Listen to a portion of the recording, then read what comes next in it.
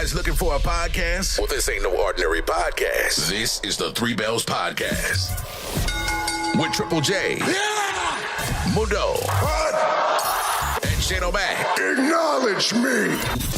Coming to you live each and every Monday night from Monday Night Raw, Tuesdays with NXT, and Friday Night SmackDown, featuring WWE PPVs, news, and more. So tune in live and follow the buzzards. And if you're not down with that, we got two words for you.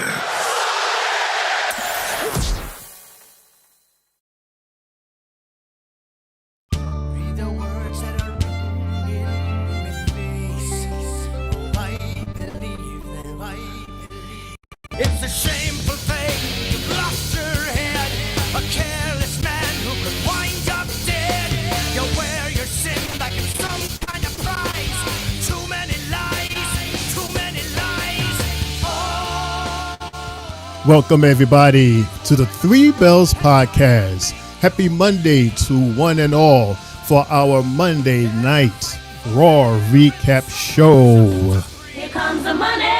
Here we go. Here comes the money. It's me, your homie Shane O'Mac, coming to you live from the Eastern York section of the Three Bells Podcast table. Hope you guys had an awesome weekend. Hope you're ready to make those big bags this week. I know you are. I know I am. And hey, we are here. I am here. You're here. But we are not here alone. Look who's over there. It's the CEO, Mr. Mundo. And hopefully joining us over there in a few minutes will be Triple J. Mundo, what's up? What's going on, man? Say his name and he appears. Yeah. What's up, everybody? You know what time it is. Yeah. Drop it. What's good, Three Bells Podcast? It's your boy Mundo, aka Mr. AKA himself, and I am here. Happy Monday Night Raw recap. I cannot wait to discuss it. Shane O'Mac, I'm ready, man. Let's just get it going. We're a little late, but you know, it's better late than never. Mm-hmm. What's up? Yes, we are a little late. I apologize for the technical difficulties, but we're here now, and we are all ready, so let's do it. Let's get it, for this is the Three Bells Podcast, everybody.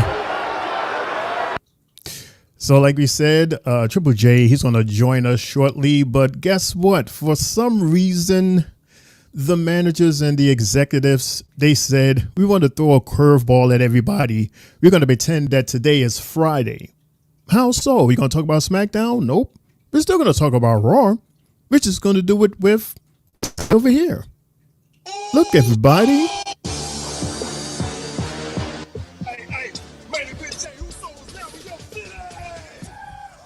Mm-hmm. What's up, Luan?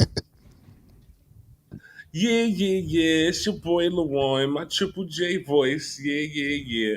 They What gave up, me the tag Triple team J partner? beat. What's up, y'all? What's up? Don't Here it to feel talk good? on Monday Night Raw. Don't it feel good to be back home on Raw? Yo, it feels so good, man. I miss Raw. And I be praying. I'd be like, Just yo, a visitor. Shane just hit me up one day in the pool and be like, yo, Al, you want to go on What? Monday Night Raw one day? Just a visitor, because we cook too much food, so we asked you to come to the table so you can help us get rid of this extra food. It's just too much. Bruh.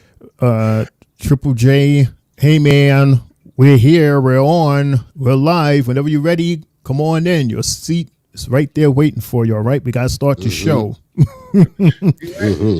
We gotta start the show, but before we start the show, I want to do something interesting. Lawan has an interesting question that he would like to ask the guys here, the homies here at the table. So he's going to ask us this question, and then we're going to think about it and answer it later on in the show. Fair enough? Lawan, Sure. What's your question?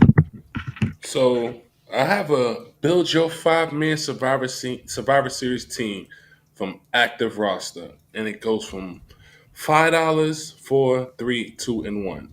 You have a limit of $15 to spend to make a 5-man Survivor Series team. So for number one, for $1, you got Tamatonga. You got, what's this guy name? Oh my God, my phone just died. I'll go back to And it. there you go. Oh, man. Just keep the and he disappeared. And he's out of here. You know, what is going on with these side people today? I don't know what's going on. It's like their equipment is acting up. My equipment is acting up. And I'm just here. We're just here. You know what? Let's just get this started. Let's just get this over with, please. Oh boy. Oh my! This is terrible. What is? LaJuan decided to show back up again. Hey, LaJuan is back. Okay, cool. First of all, I don't know what the fuck just happened.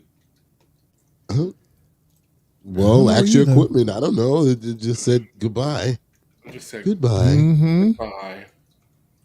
We'll get back to my question in a little bit. I just charged my phone, just plugged it in. We'll get back to that later. I guess we have to. I guess we're gonna have to answer it on the spot. Right. That's fun. All right. So before we play this, let's go to the chat board quick fast. We got Christopher. He says Monday Night Raw is Dakota Kai and Io Sky NXT. Here we go. What's up, Christopher? How are you, man? Hope all is well.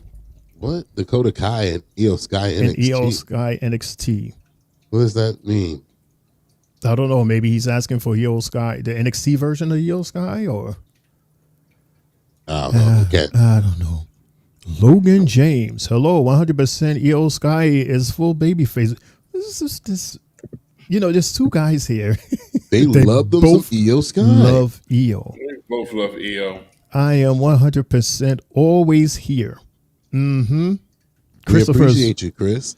He is always here for Io and Dakota and Bailey on Fridays. And me. And you? Yeah, he's always here. Here in Three Bells Podcast. Oh, for you? Okay. Well, you didn't want to claim him, so I'll claim him. Yes, for me. For me, okay. For us. I like the NXT Dakota Kai better. See, that's I don't know. I'm not familiar with the NXT Dakota. You know what? I have the WWE Network. I might as well use it to my advantage, right? And review these things that I'm not familiar with. Totally. All right, so much for LaJuan's question. We're gonna move along. It's one of those nights. We're just gonna go express straight to our in-ring promo. All rock away with Monday Night Morgan and her heavy, and she has something to say, LaJuan. So here you go. Welcome to Monday Night Morgan. Oh God! What? I know. I love that for you guys.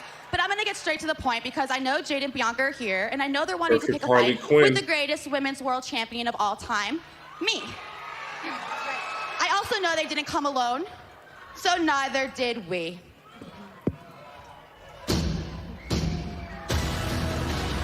So this is her other three. Oh wow, really? Wait, Nia Jax oh is yeah, here. okay. Thinking about what happened last week. From last week, yeah. Right. Yeah. Because they were just hating each other just a week ago, 2 weeks ago. Mm-hmm. Let's get a few things straight. I don't like you. Oh, well, thank you. There you I don't go. dislike you. The champ doesn't think of you at all. Oh. Liv, we've had our business. For sure. I don't like you. I all don't right. dislike you. That's okay. I don't think of you at all. Now, Jade, Bianca, That's disrespectful as hell. and Naomi, I can't stop thinking about you. You're all I think about. Hey, that's going that fast. You chicken-headed this one. So it's the Greek girls and Io Sky comes in. We surely are on the express train. God Really, damn, really what the smart. hell? And I know what's about to happen right now. I'm sorry, I'm just going mad fast. Okay, you guys brought Io. That's like this really, is- really cool. But I Is don't it too think you guys are fast? too smart A bit, because I 1, 2, don't 3, 4, understand what's 5. happening. 1, 2, 3, 4. You guys are still outnumbered. The math isn't really mathing here, and I don't think there's anyone I dumb enough know in the what's back that's going to want what to be on happens your next. team. And unlike you Right, guys, so it's I'm four of actually them really and five of these fat really girls. really Yeah, smart. I got the And I know what's what's about to happen right now. So, who wants to be brave and throw the first punch?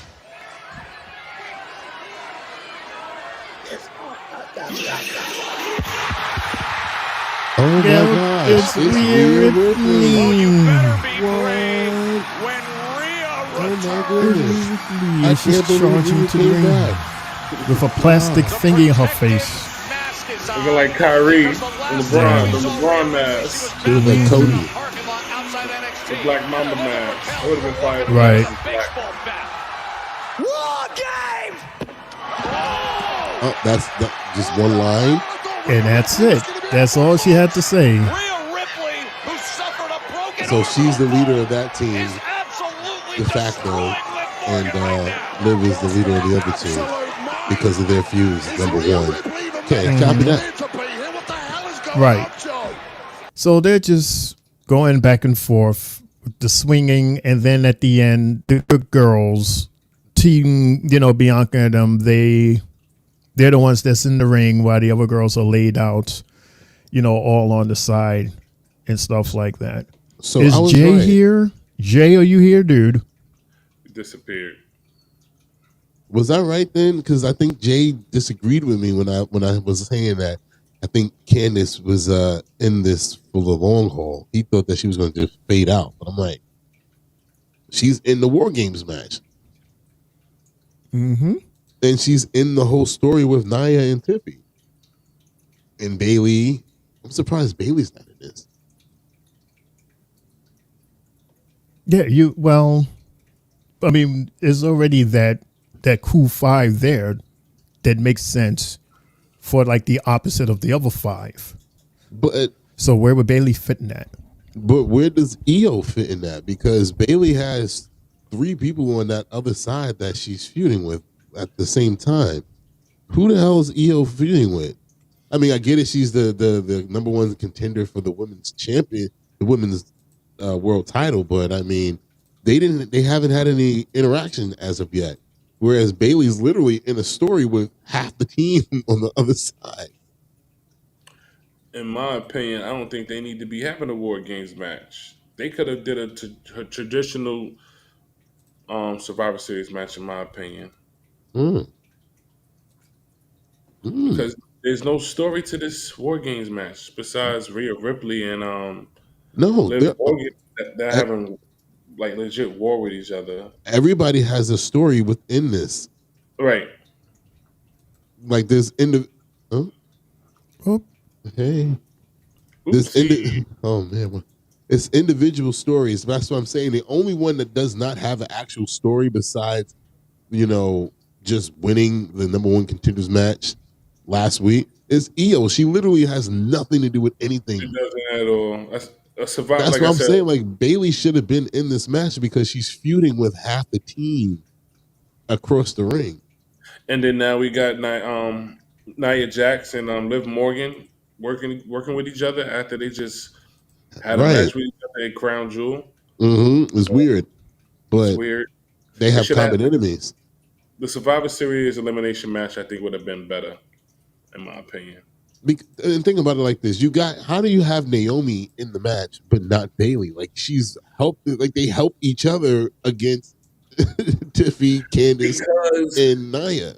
Because Jay and Bianca don't want to work with Bayley because the grimy shit Bayley has done, but it doesn't make no sense because she's still working with an ex-Damage Control member as in Io Sky. The woman that beat her for the championship. So how do you work with her and not Bayley? Like that is so crazy, man. It's like comparing Pepsi to Coke. Can't taste the difference. Make it make sense. Like I don't get it. Somebody don't like Bayley in the back. Oh, they like Bayley. Because think about it, you already got a story with Rhea and Liv, so that eliminates her. And then, the whole situation with the tag team champions and everybody. And then it's like, okay, Naomi obviously is having a feud with Nia and Tiffy and Candice. True. Io is just there. She just got there, like you just said, B. Yeah, like you literally just got there. I don't know. Shane. Yeah, I don't know. I'm trying my best to get Jay up in here, but he keeps on, going in and out. So I don't know what's going on, fellas. Hello.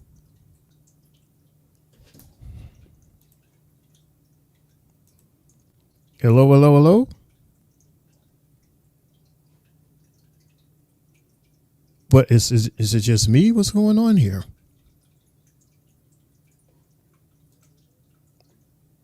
It's just me, isn't it? Everybody, I apologize. It's this system is really acting up on us tonight. First, it kicked me out. And that's why we started off so late. And for some reason, it literally just kicked off Mundo and Lawan, just leaving me by myself. This is unbelievable. This is unbelievable. EV Muse, you guys, you see what your product is doing, right? I am on live, and your product is not allowing one of my hosts to come on, and you just kicked off two of my guys. Why are we on live? The chat is still working, and I'm the host of this program, so I'm figuring out this is why I'm still here. But this is crazy.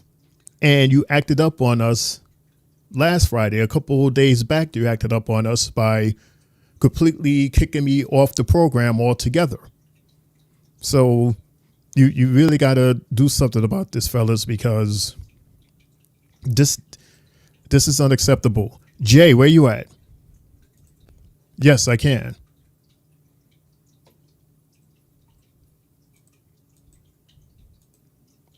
I can hear you. However, it's just me here. Like with record. Like, yeah, I don't know. Everybody, because of this technical difficulty,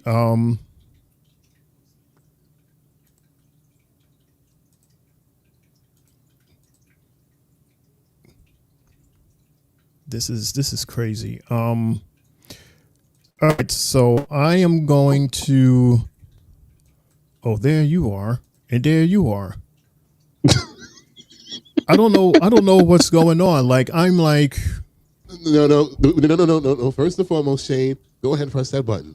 Press that rant button right now, because I've listened to that whole entire rant. No, that's for the EV Muse. That's right, for them, because this is insane. This is insane. I want you to press that rant button for you, because I hear you. If I had a pause button, I'd be pressing it right now. Go ahead and press that rant button, because that was 100% true. 100% I mean, I didn't say all of that to press a rant button. I'm saying that because I'm like legitimately like pissed off right now, and I'm really trying to. I'm trying to get this. I'm trying to get this together here, because Jay is here. He is. He's here. He's not there. See, Jay is here. So what I did this. I'm in a certain mode right now, so that I didn't interrupt you and Lawan while you were speaking.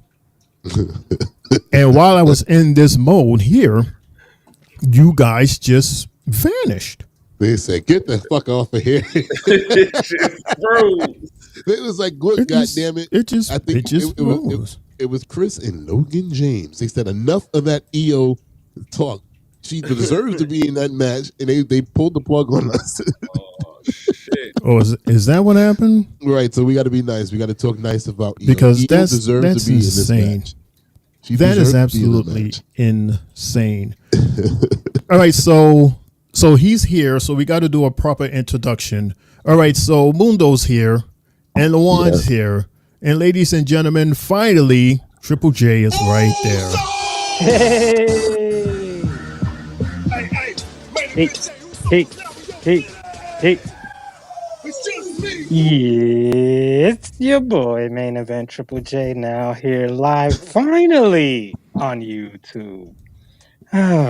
Fellas, thank you again.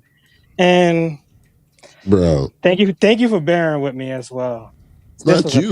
This was a It's pain in the not arse. you. It's not you. We just got kicked off in the middle of a conversation. Because I'm like, well, LaJuan froze, and then I'm looking, Shane froze, and I looked at my TV and I was like, oh, I froze. And then we just dropped out. I was like, Right. oh. And then I went back to the YouTube page, and it's just me. And Sylvia's like, no, it's just you. I'm like, good gravy. You gotta be kidding me.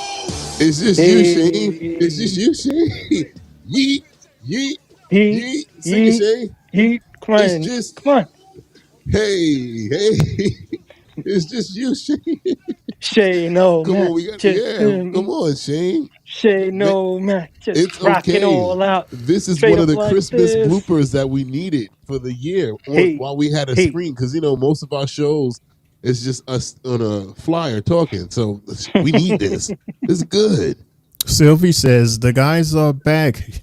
Yes, Shane. The rant was well needed and well said. Yes, it was. I mean, it wasn't a rant. It was just me explaining to everybody what was going on and why everything was acting the way it was acting.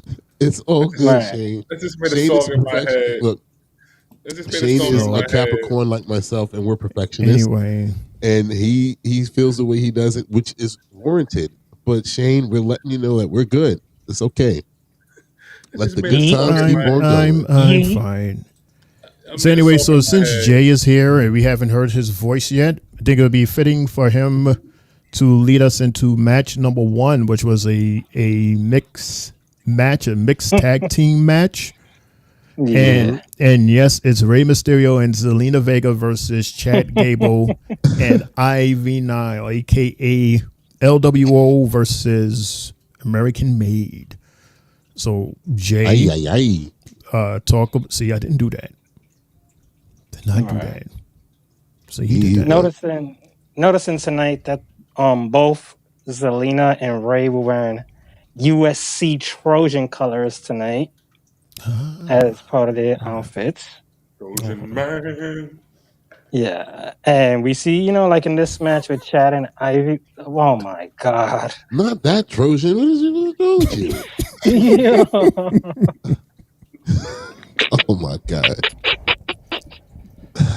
Oh man, this match didn't give us as much as we really wanted. I don't know why they made this match in the first place, but from Ivy did a couple of nice moves, like a real heavy clothesline right before they went to commercial. That shit was like, Yo, I was like, oh shit. And then she had like this slam that she did that was, that she reversed it in air type shit. That one was good. Also, Zelina had a nice tornado DDT, but Chad wound up being, stupid ass and wound up being interfering. Like, leave her alone. But you see what she did to you. You're lucky she didn't take out her chancla and, smack you with it. Yeah. Also, there was one move that Chad Gable did where he took Ray and I can't recall how he did it. He caught him off the ropes. And then he caught him in the air, turned him around, and dropped him face first. I thought that right there was crazy. I don't know what's the name of that move? Crucifix DDT. That was devious. That was devious. For sure. But, to see that, Ray still got it in his 50s, doesn't seem like the man slows down at all. He gives us his West Coast pop, which is still clean as hell. Like, 20, 30 years later, he's still perfecting everything. Also, for them to come out with the win, it's like, I think about it like, where does, with Alpha Academy, not with Alpha Academy, with American Made. With American Made, where do they go? How much confidence does this actually give the group with the leader actually losing? So I look at it that way, and then at the end you see, Chad just deciding to slap Julius. I was thinking at that moment maybe they could have beat his ass or something, but they didn't. No, okay. No, they just held each other's.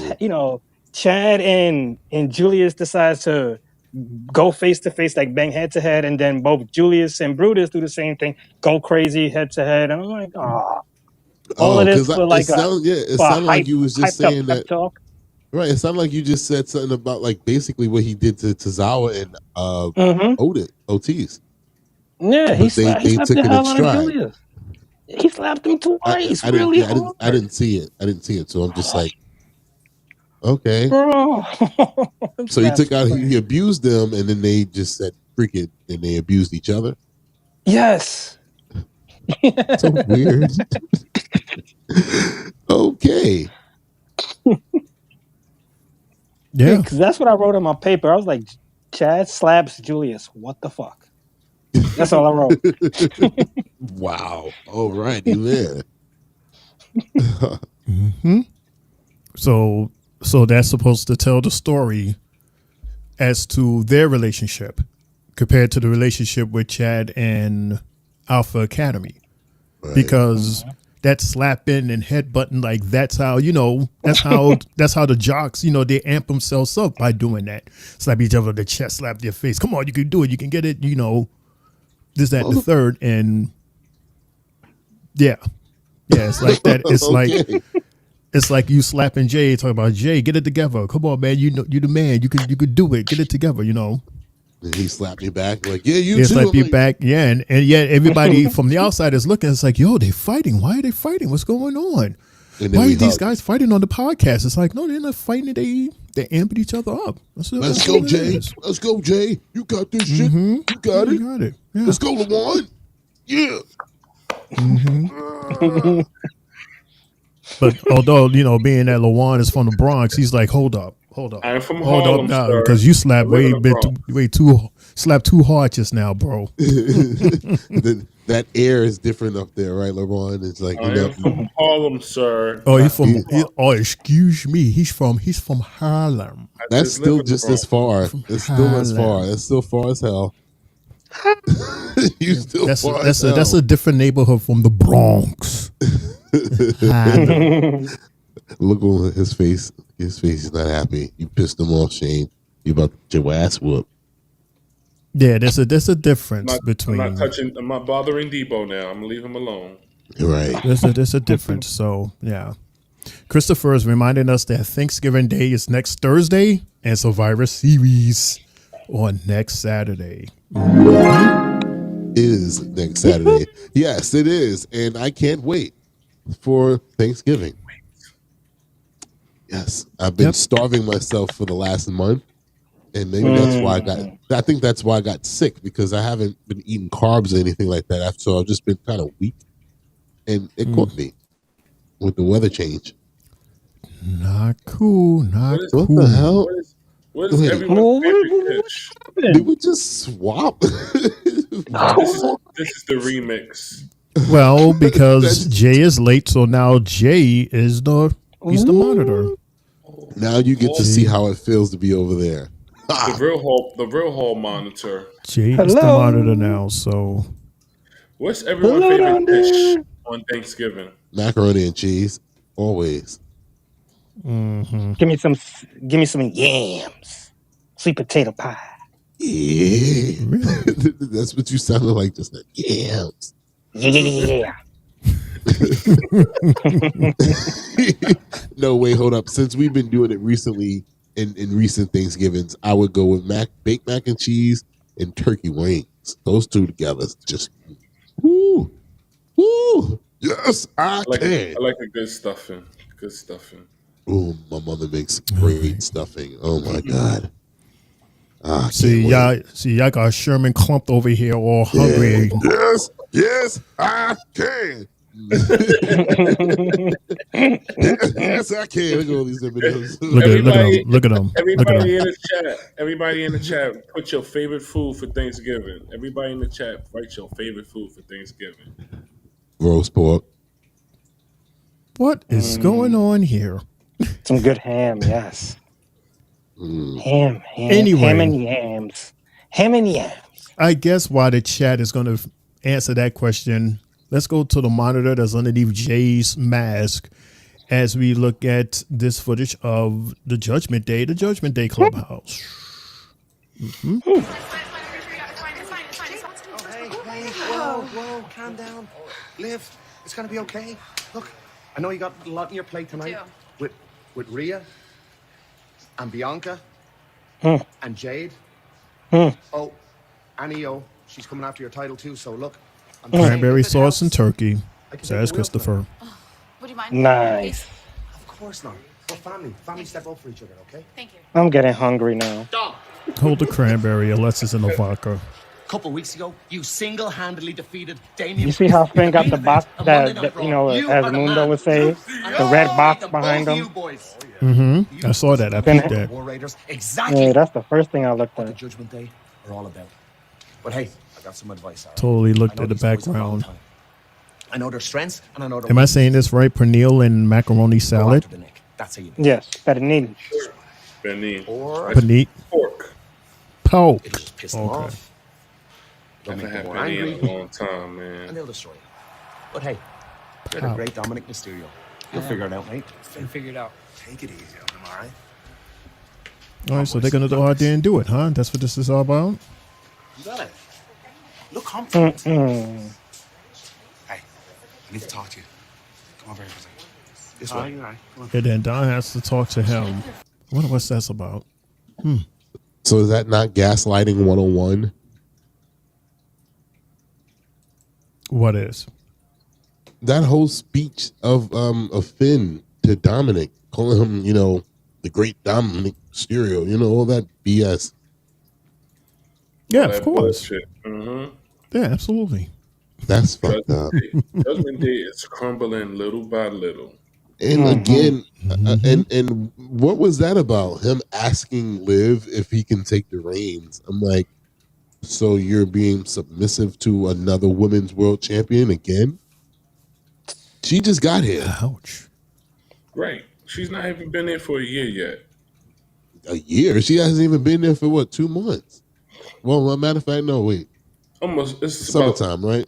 Summertime. So maybe SummerSlam. SummerSlam. It goes that fast. So about 6 months, maybe close to 6 months. It's been a minute.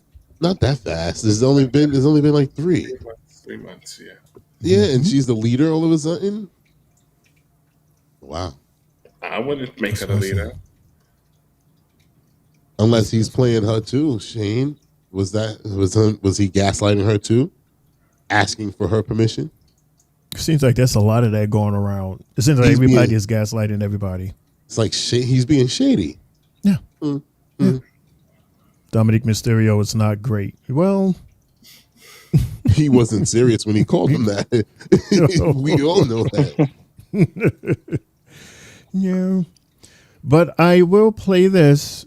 Oh, but wait, Sylvie says, but remember, she was always a part of the plan with Finn. Right, but she didn't agree at first. Remember, it was Finn and AJ, and they were trying to recruit her. Mm-hmm.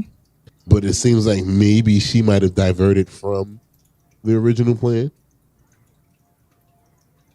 Ooh, DJ Younger Nut. Oh, he says the panel with the crunchy skin. The fat back. The fat back. No, Jay. No, Jay. My mom makes roast pork. Oh man. Yeah. With the crunchy skin. But that's usually for New Year's. Yeah. Does she make black eyed peas too? Yeah. He said, My mom's is the same thing. It's a southern thing to bring in the new year with black eyed peas. And good luck. Good luck. Mm-hmm. And with that being said, it's DJ Young and Nut. If he ain't playing, I ain't staying.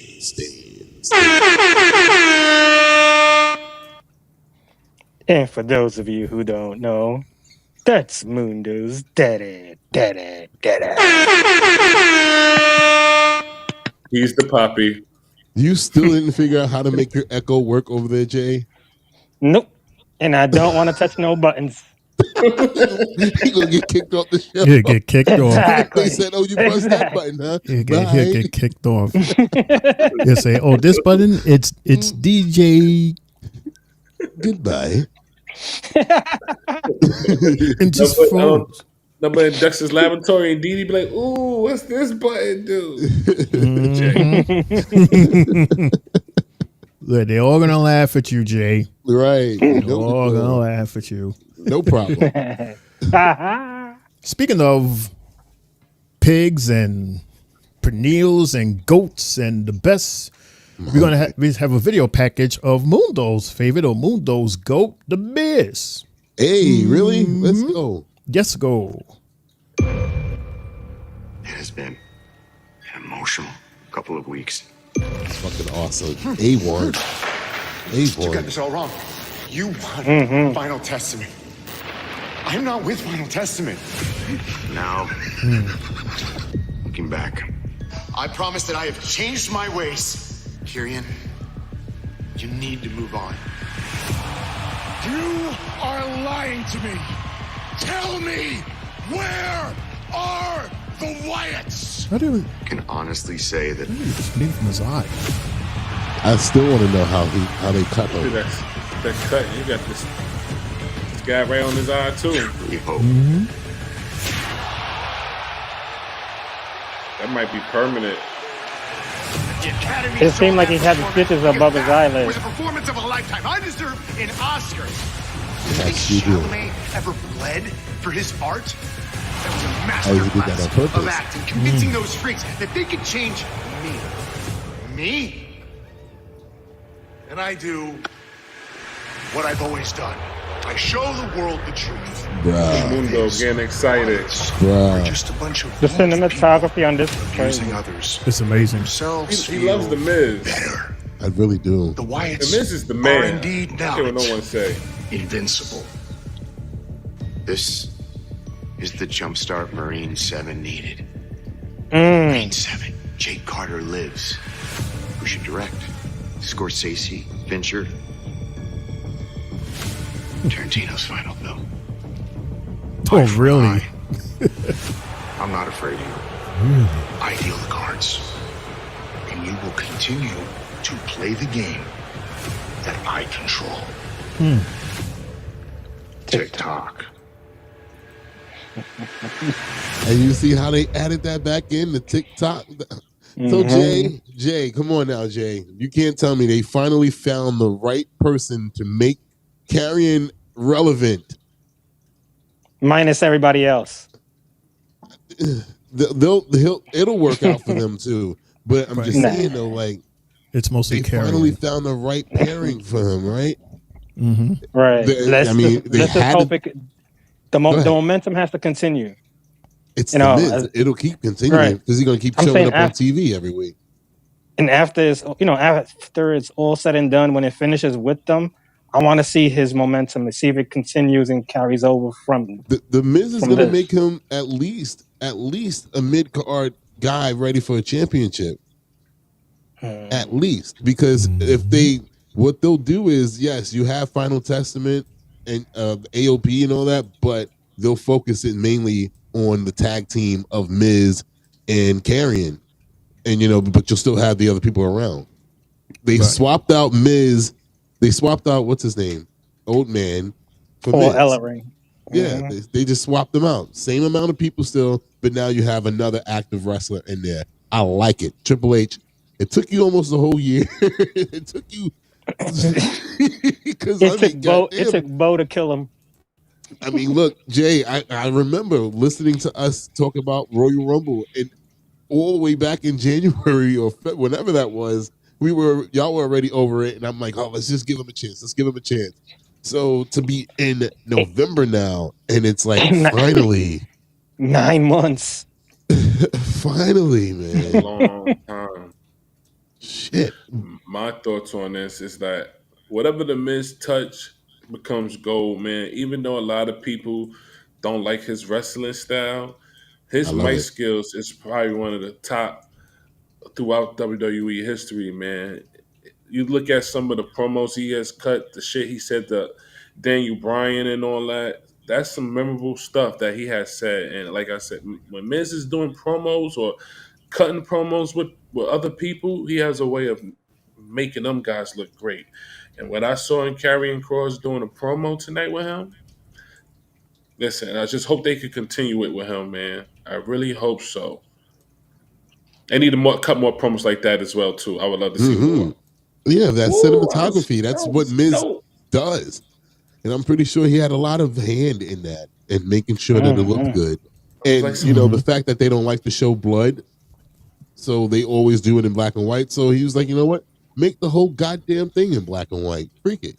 It makes no sense for us to go from color to non-color. Just keep it just keep it black and white. Keep it ominous like that. Yep. Cool. All right. So from one interesting tale, because now, is it fair to say that he's really becoming relevant again, or relevant for the first time? Karrion Kross on the main roster. Yeah. So it's him first, and do you think that Scarlett and AOP will they eventually get that same light, or is it just going to be just on Karrion? Triple J says no, of course. This is all on Karrion. Well, I'll separate Scarlett from AOP. I'll say yes because Scarlett's his manager, so she'll be around, and she's going to be that bad bitch. Excuse my French, but don't excuse it.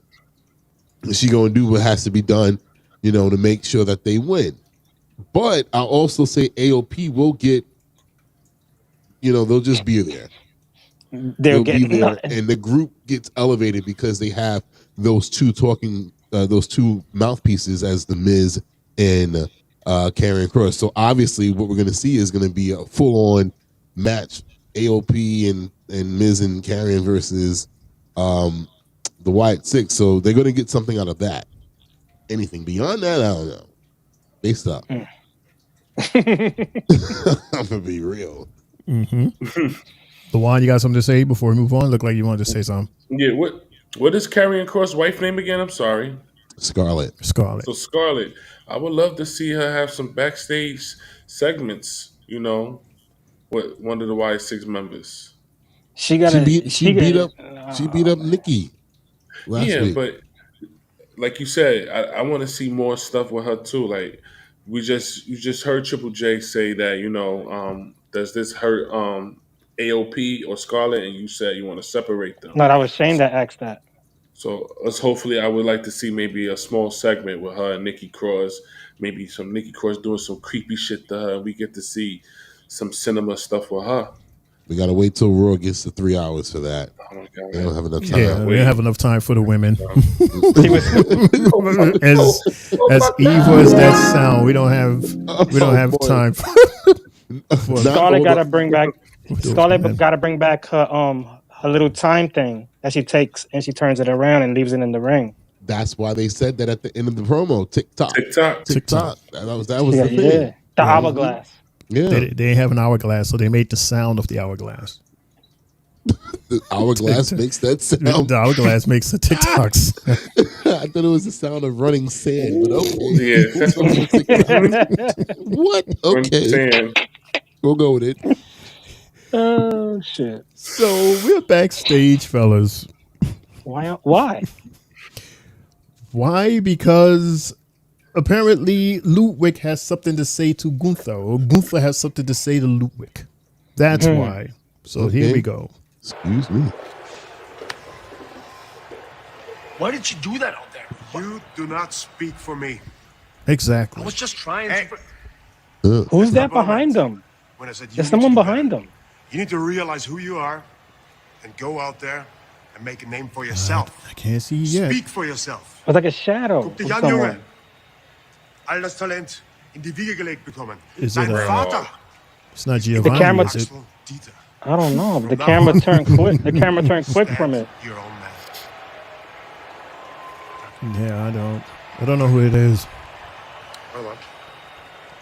But Giovanni, he should come back because. Schau mir in die Augen. Yo, me and the What do you Augen. see? Do you still see the old ring general? Triple J about to have a heart attack. 100%. Who you mean? That guy back there? Like in the No, hallway? in the beginning there was someone like there was like a shadow of someone He standing. thinks he got under my skin.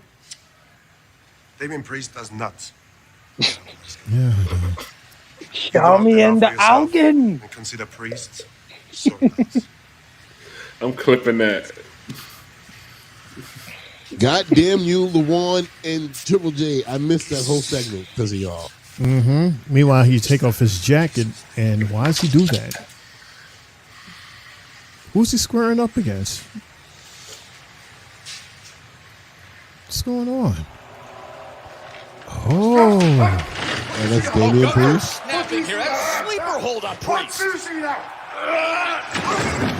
Oh, shit.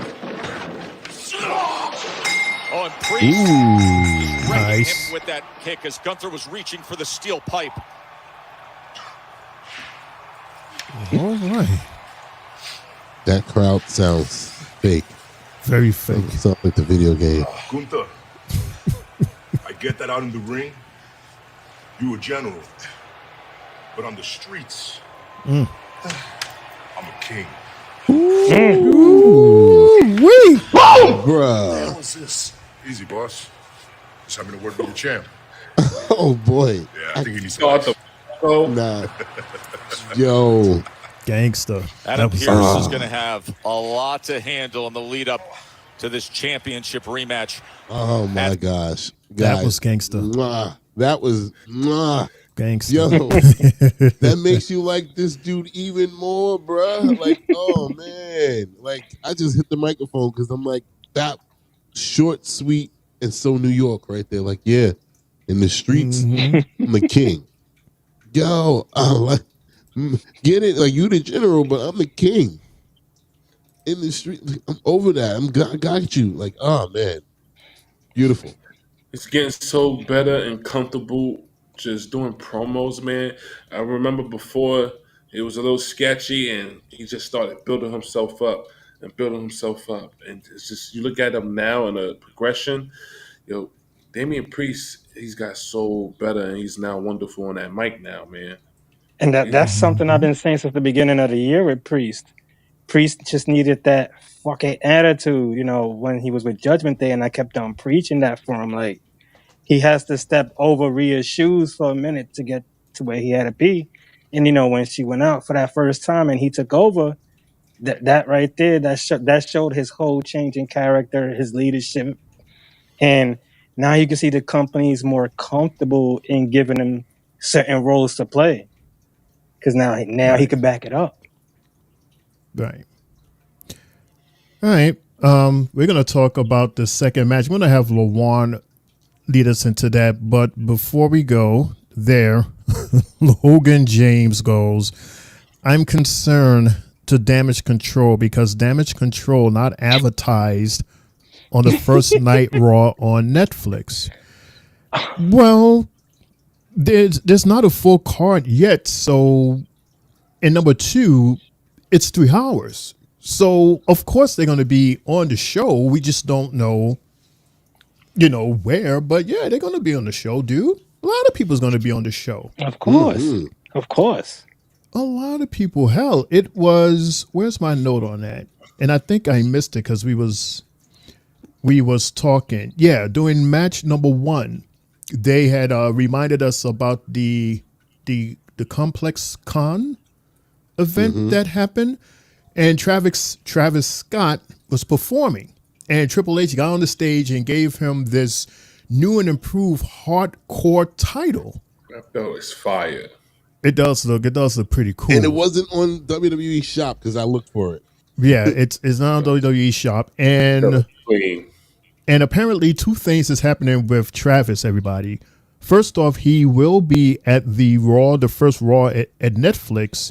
And Mundo, surprise, surprise, he is going to have the theme song for Raw Netflix. So there goes your, once again, urban card. But not that song that they Shut up, Shane. I don't know what song. I was about to say, not the song that he played at the end of that, because that's the WrestleMania song. I didn't say that. I said no. Raw or Netflix theme song is going to be performed or given to us by Travis Scott. I don't know what song is going to be. Right, and I'm saying though, I'm hoping it's not the song that he dropped after that whole encounter with Triple H. A song came on after that within that clip, and I'm like, but that's the WrestleMania song. I mean, it's possible. I mean, hell, why was he there, and why Travis? I mean, if you're a fan of Travis, and apparently he has a huge following, so. He's a big WWE fan, and he's now our hardcore champion. He's a hardcore champion, so he gets to defend it on that night as well. He's gonna not just that night for as long as he has it. Oh, trust me, I'm pretty sure R-Truth is probably going to win it that night. So you think that R-Truth is going to be the hardcore title guy? Like, yes, he was the 24/7 guy. Right. He's going to be the DJ. I'm going to pin him. Right then and there. Boom, got him. Or in the middle of his performance or some shit, like, got him. Right. All right, and so Shane, yes. One more thing to add to that. They also announced that also on that show would be John Cena, Cody Rhodes, Roman Reigns, Bianca Belair. And so it's going to be a super show. Absolutely. Congratulations to you. Absolutely. And there was a scare, and you spoke about this on Friday, with that whole Tyson and Paul fight, being that first off, they had over 60 million people that was trying to watch it, and a lot of people was experiencing buffering. So that led to everybody saying, okay, is this going to happen on Christmas? Because on Christmas, not only is your girl going to be there, which is apparently the most important thing for him, but there's 2 football games that's going to be given to us live. Really? So you really think that those 2 football games would even get the numbers that they're going to get? Of course, if Beyonce wasn't performing. Yeah, of course. We know that the numbers are going to get big once she starts performing. So she shut down the Super Bowl. Okay, here's a cookie for Mundo for her shutting down the Super Bowl. Yay! Shane being a hater. Go ahead, Shane. That's what I am. I'm a hater. Yeah, great. Anyway, we're hopefully Beyonce won't buffer Netflix. Hopefully Netflix will have their stuff together so that Mundo can enjoy Beyonce fully without no interruptions. No interruptions. And then we'll be able to enjoy all of Raw without any interruptions. Correct. That's the most important thing. Right. These are the steps that they get to Monday Night Raw being live. Mm-hmm. But one of the executives did say, not for nothing, at 60 million, I wouldn't mind having that problem. Yeah. So, I mean, do you guys think that Raw could touch 60 million? Like 60 million? It depends on how many people have Netflix. I mean, they're the biggest streaming company in the world, right? Right. But keep in mind, look at their numbers on USA, Fox, CW. Their biggest numbers was what? 2 point? But I'm saying though now, but you're tapping into a bunch of people that probably didn't tune in when it was on cable, but now they have Netflix, so they can just tune in by accident because of the fact that they're making this into not just a Monday Night Raw with wrestling, but you're actually bringing in stars from other entertainment situations. So they bring eyes, and it's in LA. Okay, so they pulling all the stops. Yeah, try to bring as many different what you want to call it, different branches of entertainment, different people. No, the celebrities going to be there. Right. You got a 3-hour show. You got enough time to get everybody you wanted, all the NBA stars that you done featured on your show in the last year, bring them in, you know, because I know Tyrese Halliburton said that he wanted to be in the Royal Rumble. So, I mean, shit, you got John Cena. It's his last year in WWE. I mean, you never know who the movie star's going to be there. Come on. They're gonna try to get to buffering. They want that. That's what they want. Right. We're buffering. Shit is not clear. I'm watching it on 360. Oh, right. But Mundo, we already know that in comparison, because I could keep it real, Beyonce would obviously draw in more viewers. So hopefully with her on Christmas, Netflix will definitely get everything correct, so there won't be no buffering issues. Right. Because if there's buffering issues again, maybe people will say, you know what, I had enough of this. This is the second time we're being okey-doked already. Like what's going on here? But would you really get rid of your Netflix subscription because of that? No, of course not. But it is very annoying. Exactly. It's so annoying, especially when you're looking forward to something and it just buffering. Like just now, the way this program just buffering on me to a point where it knocked you guys out and it wouldn't let Jay on. So I was ready to just shut this whole show down. Like I was literally ready to go, all right, you know, we're just going to end this right now and we'll just come back to you tomorrow. Again, I apologize for all the technical difficulties. And I was going to make like a video that's going to curse out this company and send it to them. But to be honest, I was ready to do that. To be honest, for the first time ever, I look pretty good on this app right now. Anyway, I don't look blurry. Let's continue. Oh, God. I don't look blurry. We're going to match number 2. This is an Intercontinental Championship match, Lawan. It's with Sheamus versus our current Intercontinental Champion, Braun Breaker. Please, Lawan, the light is shining on you. Talk about it. The crowd was hyped for this match. Everybody was expecting this match to be so good and so wonderful. Braun had the crowd making barking noise, or woo, woo, woo, woo, all that noises and stuff. Sheamus returned the same energy, was giving Braun Breaker these backbreakers and all that. It's funny how his name is Braun Breaker and he's getting, you know, his back broken. Pause. I know that sounds crazy. We got a suplex from Sheamus from Braun. Braun, he got on top of the turnbuckle. He landed kind of awkward. Almost looked like he could have broke his neck. He did another jump earlier, jumping on the announcement table. So it was getting very crazy, you know. They did have a couple of commercial breaks that we wasn't able to really see the match, but these guys was just going at it, you know. Nobody really had the edge like that. Everybody just kept doing their own thing. It looked like somebody would be in the lead, and then here comes Sheamus come back with blows. And then you think Sheamus is in the lead, and then here comes Braun Breaker throwing blows and all that stuff, man. We thought we was going to see a spear from Braun Breaker, and then Sheamus comes back, knees the shit out of him in his face. We almost get the 3 count because it was very close with that 3 count, man. And then Braun Breaker hits Sheamus with the spear, and then here come Kaiser, comes out and clothesline Breaker for the DQ, man. Because I guess from the back, when Gunther was talking to Kaiser, he told him, you know, be your own man, do your own thing, and he gave him, you know, that just sparked Kaiser to, you know, I'm gonna do what Gunther said, I'm gonna be my own man. And as we seen, he came out of nowhere and clotheslined the hell out of Braun Breaker. And that was basically the whole match. But I thought the match was great. The crowd was loving it. I was loving it. The energy was amazing.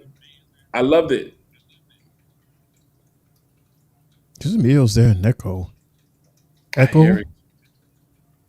Echo. Mic check. Mic check. Yeah, that's an echo going on. Something's going on. Anyway, Mundo, Jay, you guys have any thoughts on what? After after Kaiser had hit, after he took out Breaker the first time, he did run all the way to Sheamus and caught him against the steps. That right there was even devious, and I'm very happy with what Kaiser did. You know, the crowd was booing, telling him you suck. This is the right momentum for a kid like him to take the next step on his journey to stardom. He's really good. You know, we was talking about him months ago, eventually breaking off the branch. It took your leader to tell you to go and do these things.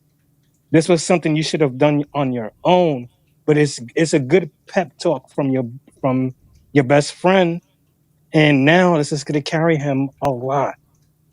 I see big things for Kaiser. I do too. That was a great point, Triple J. Mundo? Thank you. Yeah, I'll be the Debbie Downer. I don't like this. It's giving Street Profits vibes again. Here we go again. Another match with Sheamus as the number one contender for the IC title. That's the huge story, the big story. And then one. Then it doesn't happen. Hey. But you gotta look at it. Sheamus is the veteran, and these two young kids are coming up. So no, I get that, but I'm saying though, it gets old after a while with the same. That's the hype of the whole reason for the match. It's like, oh my gosh, will he finally win the IC title? Like, it's but so many times you can get that to be the hype point of the match. It's like, okay, at this point we don't expect it, so it's like, all right, whatever. And I'm not gonna lie to you. At one point, the audience seemed kind of dead, and I get it because this was the double taping last week. It's not a live show. Excuse me. So, yeah.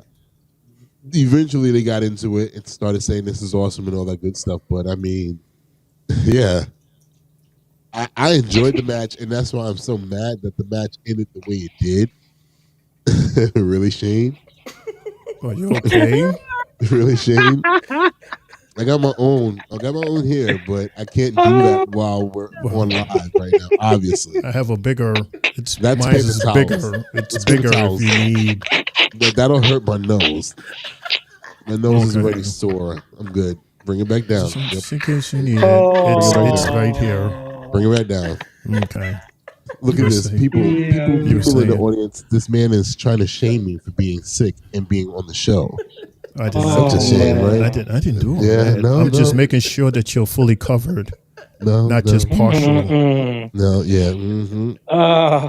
Because those tissues are real small, but if you have like a nice, heavy duty, you don't have to worry about it. You could just get one piece and it'll cover everything. Nope. Okay. F you, Shane. F you tonight. This goes out to you tonight, Shane. It went to Luan on Friday. That's for you. Okay. Wow. Such profanity. Wow. Yes. But people are watching. We got company watching. I don't give a shit. Hey. You gave What? people's eyebrow when you did that. Right. That's what you're supposed to do. Ouch. He did that. Naughty boy. Naughty boy. You shut the hell up over there, Jay. It was Triple J laugh that got me to laugh more. Right. I'm over here trying not to die like on Friday, but y'all laughing at me. Okay. All right. Was there anything else on this match, Mundo? I don't know because you guys interrupted me, so I'll just be quiet. Okay. All right. So you'll see in a minute, because usually I would have had Mundo start off that conversation, but in a few minutes you will see why I had Lawan started off. Okay, we are going to look at this quick promo. Again, thank you, fellas. Thank you, Lawan, for reminding us of match number 2. So let's monitor. Boom. And we here with Seth freaking Rollins. What's up, Seth? Let me holler at you right quick, Goose. I know you know this. We all got differences with the tribal chief. But you look good, dude. Right now. You look differences good. Here, differences here. But just for this one time, bro. I'm looking at the TV. Put TV. all our differences aside to make this work, Goose. Just for this time.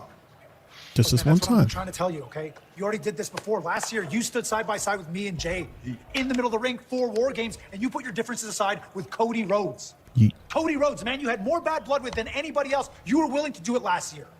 So that's what we're asking you to do. Do it again this year. Stand side by side with us at War Games.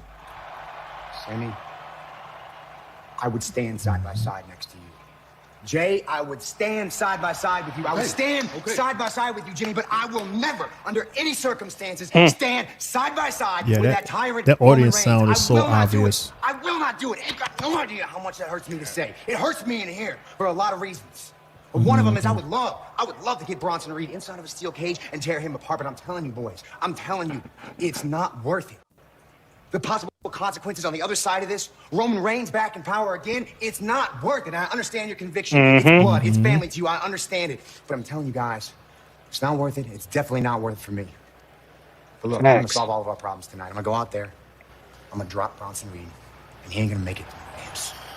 Seth spoke the truth. Cage, and whatever happens after War Games with the bloodline, that's on you guys. So good luck. But I'm out. It's so true. Because it's like the more people that gotta come help Roman. I know ye. That was funny. I was laughing when he said that.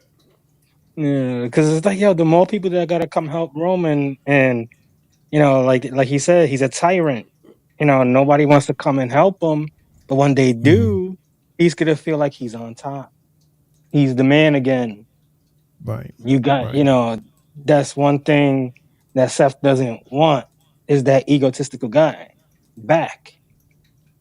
But at the same time, see with Seth, we all remember what Seth did that Mania.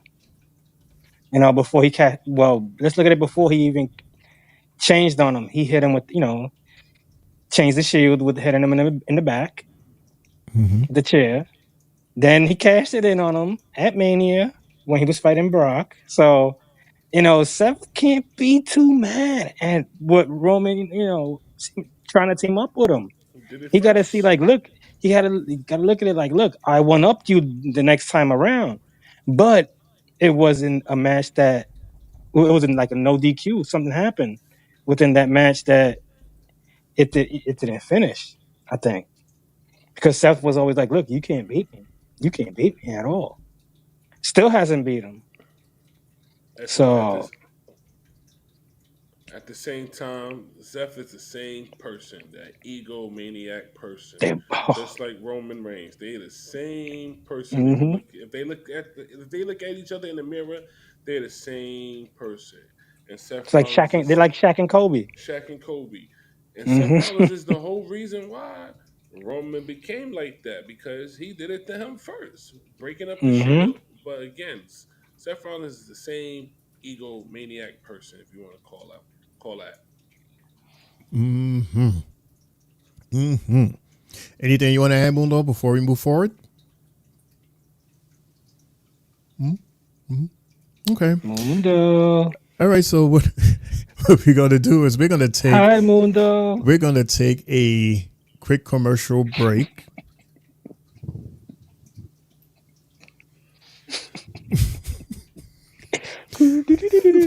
We're gonna see how they starting with you, bro. We're gonna. I ain't say shit. What do you mean we?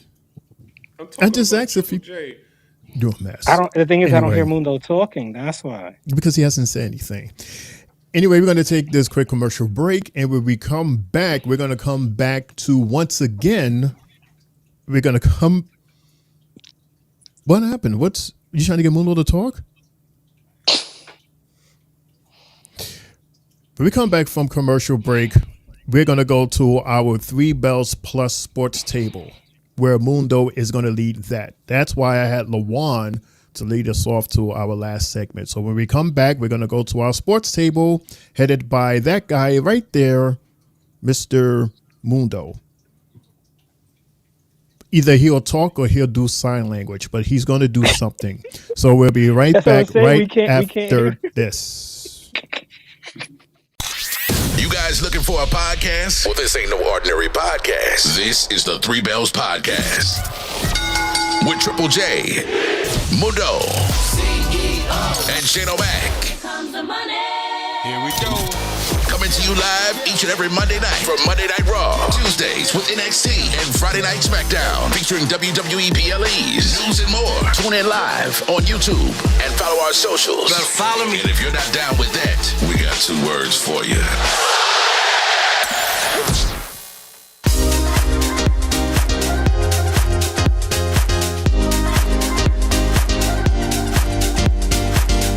Good, everybody. It's your boy Mundo, aka Mr. AKA himself, aka the CEO. I got my shirt, the Three Bells Podcast shirt. You got yours? Hey everyone, what's good? This your girl Sylvie, letting you know I got my Three Bells Podcast t-shirt. Did you get yours? Let's go! Yeah, good evening everybody. It's your boy Main Event Triple J. Look what I'm wearing. Three Bells Podcast merch. What do y'all think? Catching the side. Looking quite crispy. We sure every wrestling fan will love something like this. Yeet. It's available right now. Hit us up.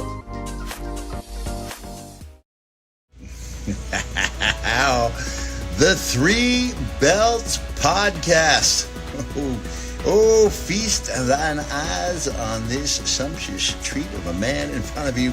No need adjusting that eyeballs. They're not deceiving you. This is, in fact, Jack Dude Love, the hippest cat in the land, giving it up for a very successful podcast future. And I want to thank you for always talking about the dude on your podcast. It's been known to dude. You talk about my legendary matches, for hours at a time, like that match I had with Stone Cold in April of 1998. That match I had with Stone Cold in May of 1998. And then there was that time, no, Cactus, please. And that's about all there is, because you didn't have good matches, dude. If you were to cue up Kurt Angle's music right now, I might sing along and say, you suck, bang, bang. You suck, bang, bang. You suck, bang, bang. You suck. But you know who doesn't suck? The Three Bells Podcast. Yeah, bang, bang. Bang, bang. Oh, wow. Oh, fireworks aplenty. The Three-Face of Foley compound, which is actually my hotel room in Los Angeles. Guys, I want to wish you the best. I heard from CEO Dez that you guys would be shocked to hear from me, because I am respected and loved. So keep up the great work, airing every Monday after Raw, Tuesdays after NXT, and Fridays after SmackDown. Woo! Have a nice day.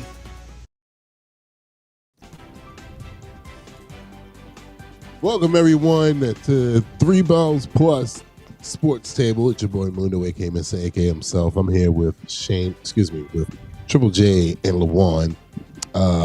Yes, as we are doing this as a trio here. Fellas, how y'all feeling tonight? We good. Good You guys ready to talk some sports? Dun, dun, dun, dun. All right, let's deep dive into what is this week? Is this week 12?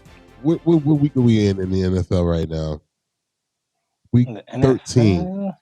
Week 13 Week 11. to be exact. What? Week 11. Oh, yes, Week my bad. 11. Yes, my apologies. I jumped far ahead. Week 11 of the NFL. And tonight's Monday Night Football game featured the Houston Texans and the Cowboys of Dallas. It was a Texas on Texas game. And we saw the Texans basically destroy the Cowboys 34-10.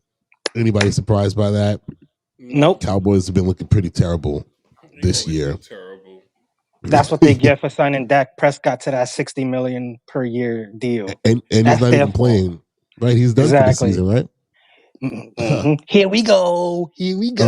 Sit your I'll ass go down. to last night's game, a thriller between the Kansas City Chiefs and the Buffalo Bills of New York.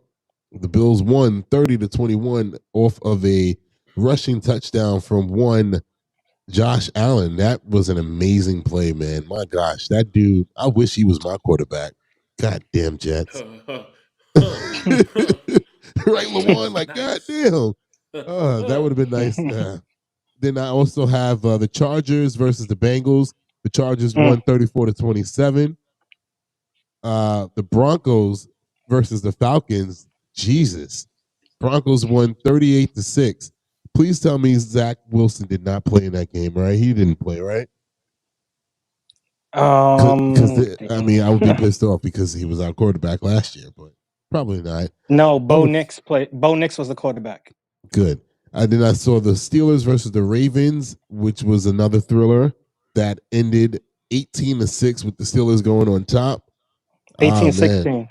18-16. And then we had the Seahawks versus the 49ers and another thriller that went down to the wire with one Geno Smith, another former Jets quarterback, killing it right now. They won 20-17. He put the Steph Curry night on us. Bruh. Oh. Look, me and Lawan, it's like all of our former quarterbacks are all over the league right now, killing. Yo, Sam Darnold, 23-13 against the Tennessee Titans yesterday. The Vikings versus the Titans, yes, correct on that one. And then we also had a crazy, this score is unreal. The Lions versus the Jaguars. The Lions won 52-6. That's the best offense I've seen in like the past 10 years. That is insane. That's college football offense numbers right there. 52-6. Insane. Their coach looks like Goldberg. Yeah, and he's very intense too, though. I like him. He's cool. He spreads that energy around. The Patriots versus the Rams. The Patriots lose 28-2 to the Los Angeles Rams. The Packers versus the Bears. That's a good old fashioned ass whooping from the Packers, as always. I think this is their 11th straight win over them. They won 20-19. The way that it ended, the Bears fans were so sad because you seen Seth Rollins at the end of the game saying, he tweeted, "I hate football." Yo, because remember the last game he was at, they lost, what was it, a Hail Mary or something like that? It was some wild play. Bruh, and he was there against the just Redskins. like... and then this one, this one was a blocked punt. I mean, a blocked field goal to end the game. Yeah, man. And then this one right here, the New Orleans Saints versus the Browns, the Cleveland Browns. The Saints won 35-14. Finally, they finally snapped their skid because they started off hot and then they lost like 7 in a row. So this ended their 7-game skid. Well, congratulations to them. And a heartbreaker right here, man. The Colts versus the New York Jets. The Indianapolis Colts won 28-27 off of a touchdown by their incredible quarterback and the terrible, terrible defense of the New York Jets, which is insane. Insane. LeBron. Really? Cycle. The team, it's fun. Womp, because the team. Well, how come Jay's team? How come Jay's team they get a womp? His team lost too. Because his team will be in the playoffs right now. There you go. That's for the. We know. See, my team knows where we're supposed to be, and we're not there. They'll be in the playoffs. We know where we're supposed to be. No. We're 5-5. We don't. Our division's hard this year. We might not even make the playoffs. We might be a lottery team too. Everybody in our division. Everybody in our division sucks. Literally. Except for the Bills. Everybody else sucks. The Bills what? If the Bills win the next 2 out of 3, they clinch the division. Already. But 5 weeks left. Right. Real insane.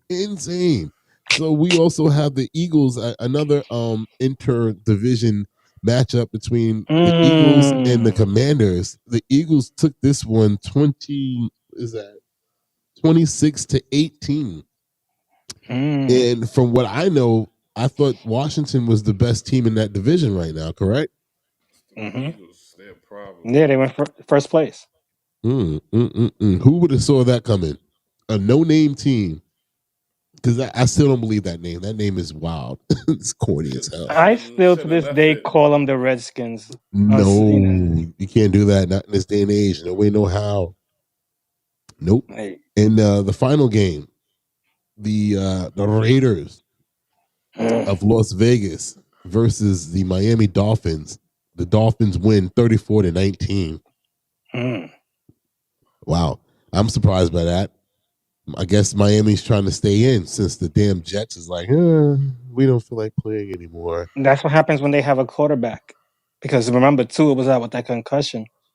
And how about that's what happens when you have an offensive coaching team that knows what the hell they're doing? Because it's but so much a quarterback can do when the offensive schemes are trash. Everything we do is trash. We look silly and stupid. Goddamn Jets, man. Get it together. And then, all right. Oh, man. Anything else on the NFL from you guys? Nah, man. All right, let's head over to the NBA. Right now, we currently have two games that's still going right now. We have the Golden State Warriors versus the Los Angeles Clippers. They're in the third quarter, 1:57 left in the game. Golden State just scored and tied it up. LAC and Golden State are both tied at 72 apiece right now. And we also have the fourth quarter, 2 minutes and 26 seconds left. Atlanta versus Sacramento. Atlanta's up 106-103. Yeah, you guys got any predictions on those two games right there? Oh, the Kings just scored. So it's 106-104. You forgot one more. You got the Magic and the Suns, and in the third quarter, Magic is cooking the Suns 80-66. That game is final. That Magic and the Suns over. are final. Yeah. There's a little final over my thing. That's why. I'm on NBA.com, bro. It's over. Too. Oh, it's over. I'm on the laptop. Me too. I'm using my laptop. Well, goddamn, your laptop is very slow. Yeah, so yes, like Jay said, Sacramento scored, as I was saying. I guess they're shooting free throws for it to be 104-103. So, 104-106, because it was 103-106. So, shout out to them. Also, the other games that we had tonight, we had, like LaJuan mentioned, Orlando versus Phoenix. Orlando won that game 109-99. Insane. Right. Behind scores of the game. Franz Wagner, 32 points, 8 assists, 5 rebounds for the Orlando Magic. And for the Phoenix Suns, it was Tyus Jones with 18 points, 8 assists, 2 rebounds to lead. Devin Booker didn't play? Devin Booker did play. But it seems like he had he didn't have a Devin Booker type game tonight. He finished with 17-5 tonight and 5 of 14 from the field. And what's this dude from Washington? He didn't play? Or was he just a third wheel and he's always going to just be trash now? Bradley Beal's still hurt. Yeah. He's hurt again. Goddamn, him and KD stay hurt. LaJuan, how about this one? We had Milwaukee versus Houston. Milwaukee, they screeched out the win, 101-100. High scores of that game? High scores is going to be Giannis with 20 points. Brook Lopez, 27 points. Damian Lillard hit a game-winning shot with basically 3 seconds left. Giannis got the block. And then, Dame time. As he always got us do. Dame time. Yeah, man. Make sure you... I love Dame. I wish the best for him, man. And then, Jay... Yeah. The Bucks get a win, man. I don't know what they're doing with their coaching. Doc Rivers, in my opinion, needs to go. But that's another time and another place to talk about. That was the weirdest signing I've ever seen coming from the fire coach who's winning for him. Jay, this is for you, bro. We got Miami versus Philly. Miami with the win, 106-89. Talk to me about that real quick.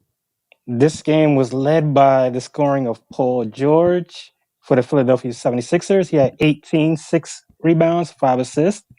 And Jimmy Butler tonight had a double-double 30 points, 10 rebounds, 5 assists for the Miami Heat. 30 points for Jimmy. He's back. Man, but you know he can't shoot 3 for nothing. So he was getting a lot of paint points in that game.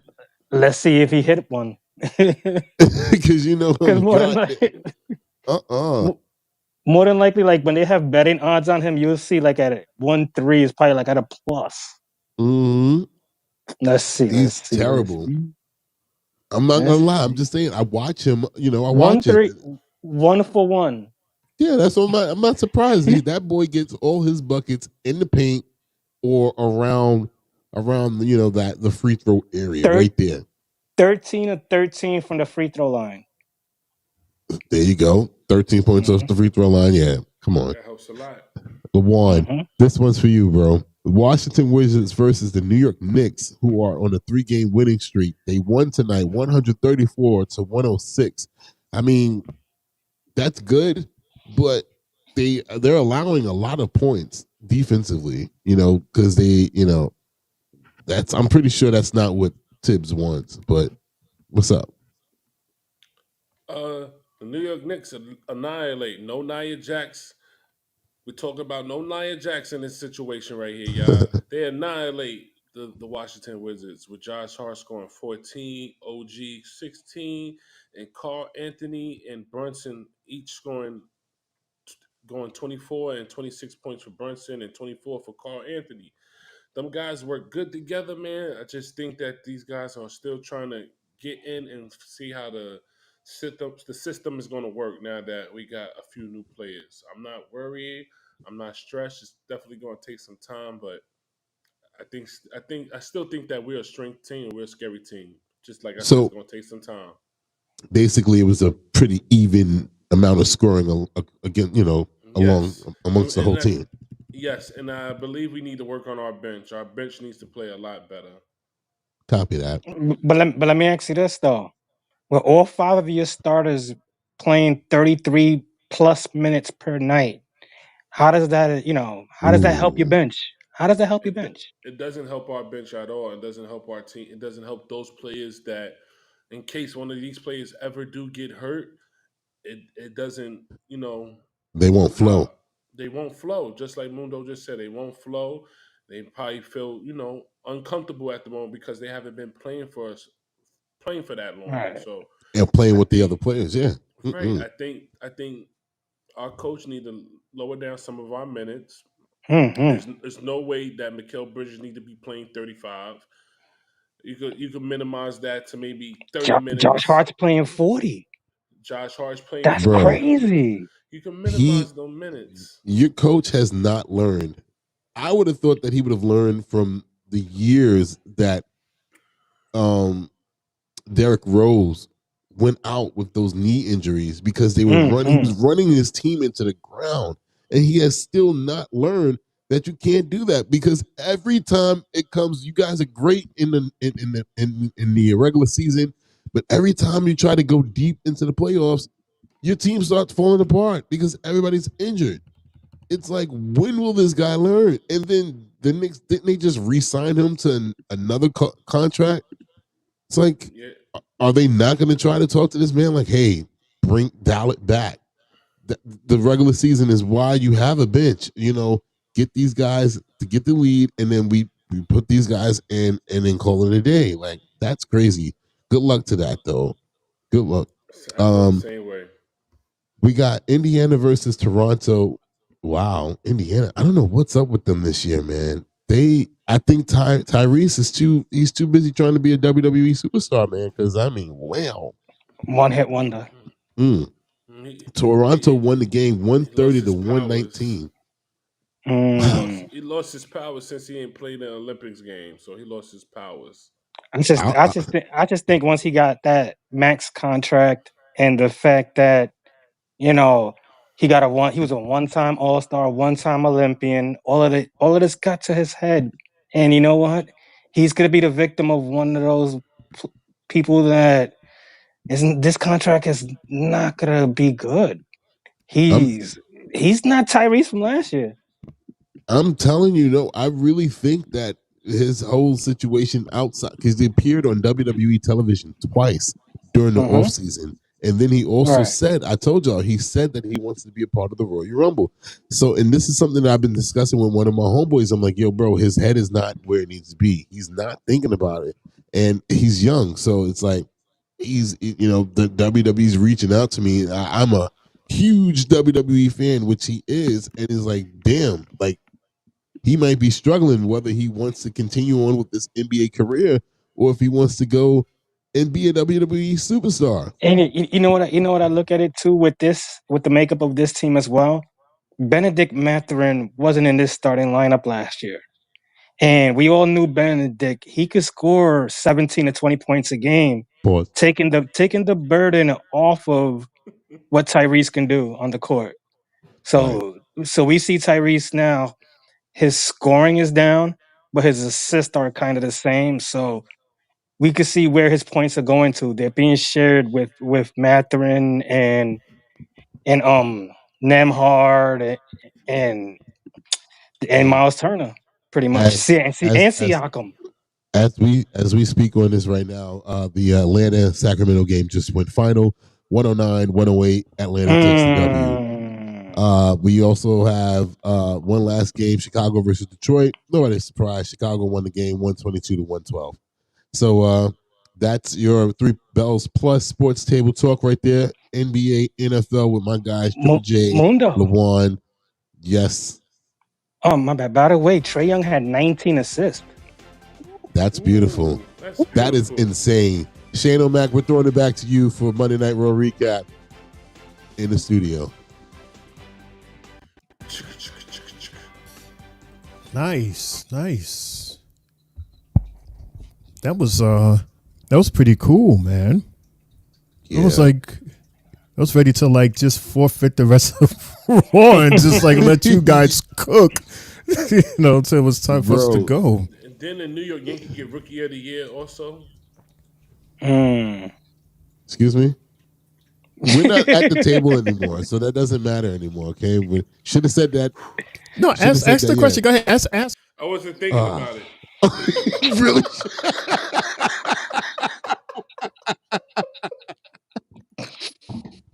Yo, Shane, you're annoying.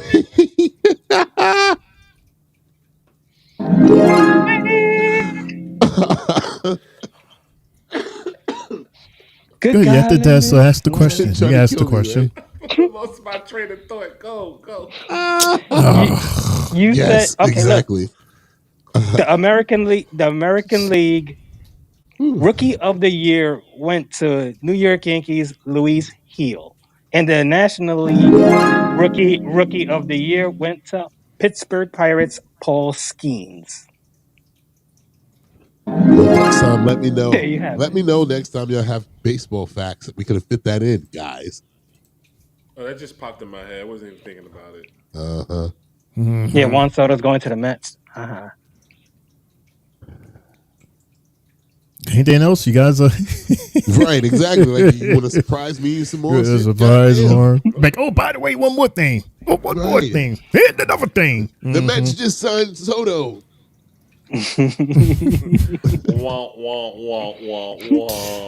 Anyway, thank you guys so much for, keeping us abreast as to what's going on with basketball and football and baseball. Baseball, yeah. That was a surprise to me. Yeah. But that's the point of the table, right? For us to be well-rounded as to everything that's going on currently in sports. Mm-hmm. And by the way, Mike Tyson lost. Oh, I knew that. I can't get over that. Shane, from what I'm hearing, Shane, that was like a rigged situation. Like he wasn't supposed to win. Everything was written against him to win. It was like night and day. The way he was training, like that wasn't what we got in that ring. The way he was training, he was a monster. He was a beast. But like Jay said, I think, Jay, you might have said it on the air on Friday, that the rules were that he couldn't knock this dude out for like a certain amount of rounds. And it's like, in order for him to get his full payment, he has to go 8 rounds. So it's like, what do you expect this guy to do? Just dance around for fucking 8 rounds? He's fucking 58 years old. Those were literally the rules? Yeah, because I even seen it myself. He couldn't hit him hard after the first round.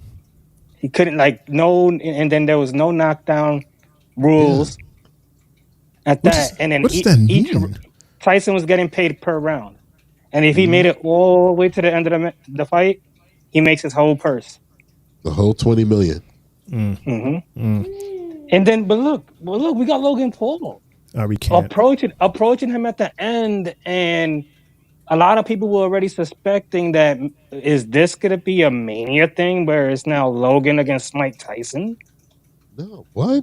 Hell no. No. Doing what?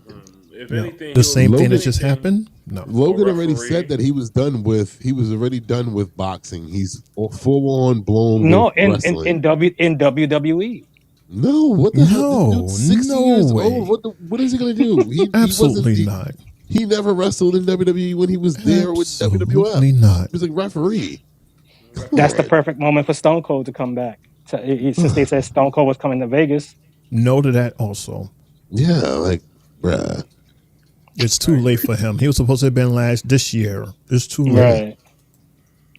Right. He missed it. Yeah. Unless he comes back and stuns Cena, I'm fine with that. Oh. He's gonna mess his whole back up with that. From the tailbone up, he's just gonna crush it. Back hurt Stone Cold? What? No, what? He only has one in him, and he'll use it. What? We need Jim Ross for that night. Stone Cold. The AEW. I know. Yeah. Anyway, we only have a couple of things to talk about before we end our Raw recap. I just thought that I'd let the guys cook on our sports table. We were just trying it out, and the way things are going, I could see this as like a full show. Like that's that would be fun, right? A full show of sports talk where they talk about basketball, football, baseball, wrestling. Yeah, the whole gamut. Oh man, that'd be pretty cool instead of this whole 2 hours of just talking wrestling. Wrestling. Because you got those people that say, "Yeah, I don't watch that fake stuff." But basketball, you got my attention. Shout out to John Jones also for winning on Saturday. Oh yeah, UFC, dude. It was a ton of WWE superstars at the Garden this weekend for UFC. Triple H was there. Stephanie was there. The Terror Twins were there. I mean, my gosh. Mello. Right. There was a lot of them there. There was a lot of people. Like you said, Shane, it was a weird weekend where a lot was happening. Think he'll transition to WWE once he retires? Who? Jones. How old is he? Nah.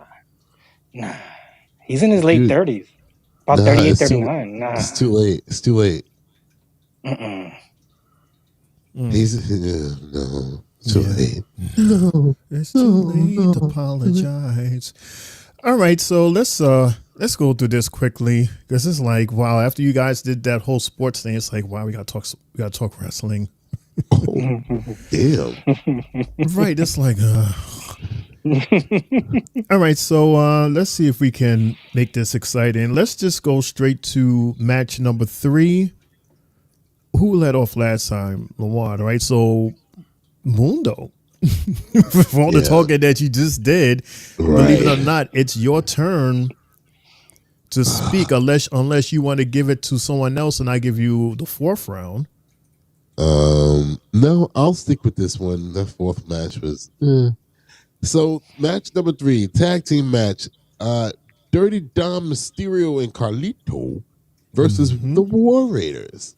First off, Jay, I just want to let you know from what you said earlier in the year, Carlito has gotten more than 3 minutes of airtime wrestling this year. Okay, just want to let you know that. A couple of hours. A couple of hours. He wrestles almost every other week. Other week. He's wrestled more than JD has wrestled. I mean, this man is almost every time he's always in the ring. Matter of fact, he's wrestled more than Finn. I'll say that one. But this was pretty much this is pretty much what we thought it was going to be. which was a squash match without calling it a squash match. But for the majority of the match, it was just the War Raiders beating the hell out of Carlito. Dom got in the ring, did an offensive move and tagged out, and then they went back to them beating the hell out of Carlito again. And I mean, the one, the combo move that they do when Eric squashes the opponent by slamming Ivar on top of them, and I'm just like, Jesus Christ. And then let me see, I wrote down Carlito has 0 offense thus far in the match because he was just getting beat up the whole time. And then Dom had the one offensive move where he jumped over the rope and caught Eric before we went on commercial. But then we came back and Dom was like, he had an arm bar in there going. And I was like, okay, Dom seems to be getting some type of offensive situation going on with these guys. But I'm like, wasn't too much. Because then it went back to just them winning. The War Raiders, they back body drop Dom. And I'm just like, damn, that was a hell of a back body drop. And that modified Bronco Buster by Ivar, I was like, wow. Bro, like and then prior to that, he did the Annihilation. He sat I'm like, yo, this is insane. I'm like, yo, y'all really signed up to get y'all asses whipped. And I can imagine that Finn was in the back, just like, yes, exactly what I wanted to see. Dom getting his ass just yes, excellent, right? I'm just like, yo, but that, the Viking Raiders, man, are just like unearthly. That amazing combo that they did where they tossed Dominic in the air, and then Ivar caught him and hit him with the power slam. I was like, bro, is this a real human being right here? Like, this dude just got tossed way up in the air. He caught him.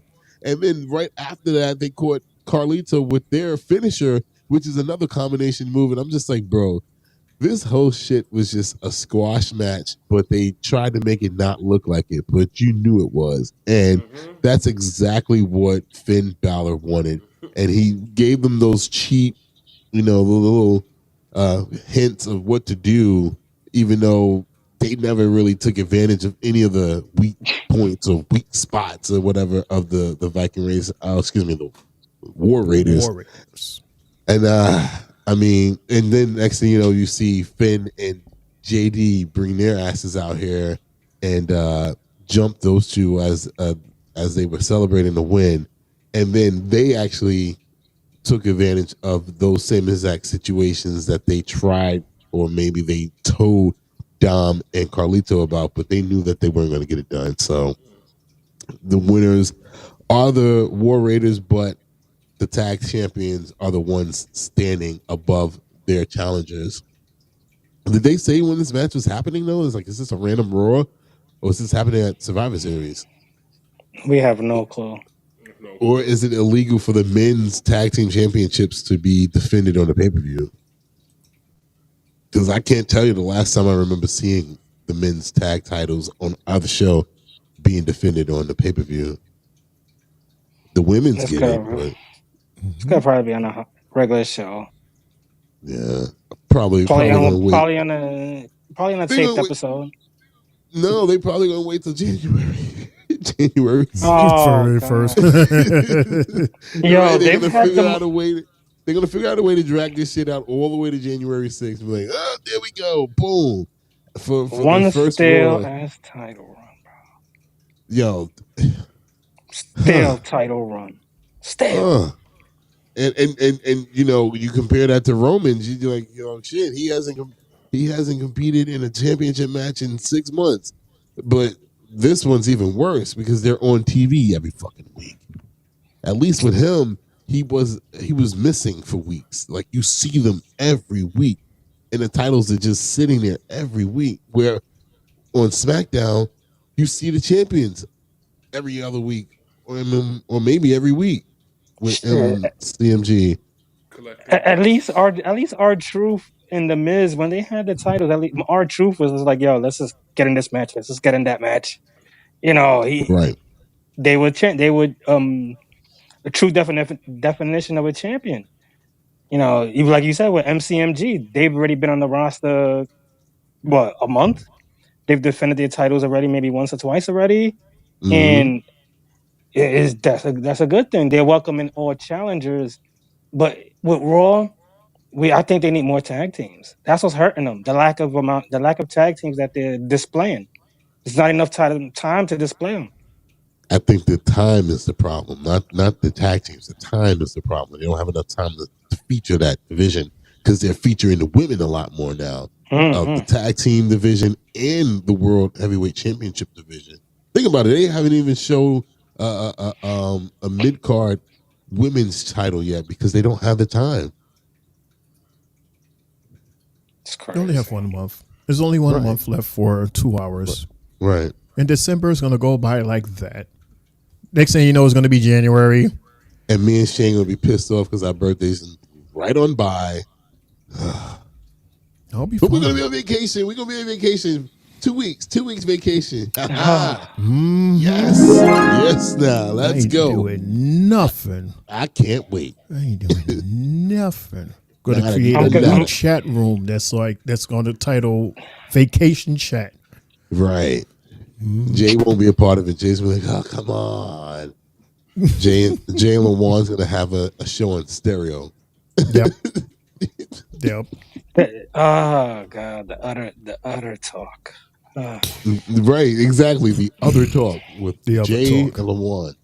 It'd be like 6 hours long.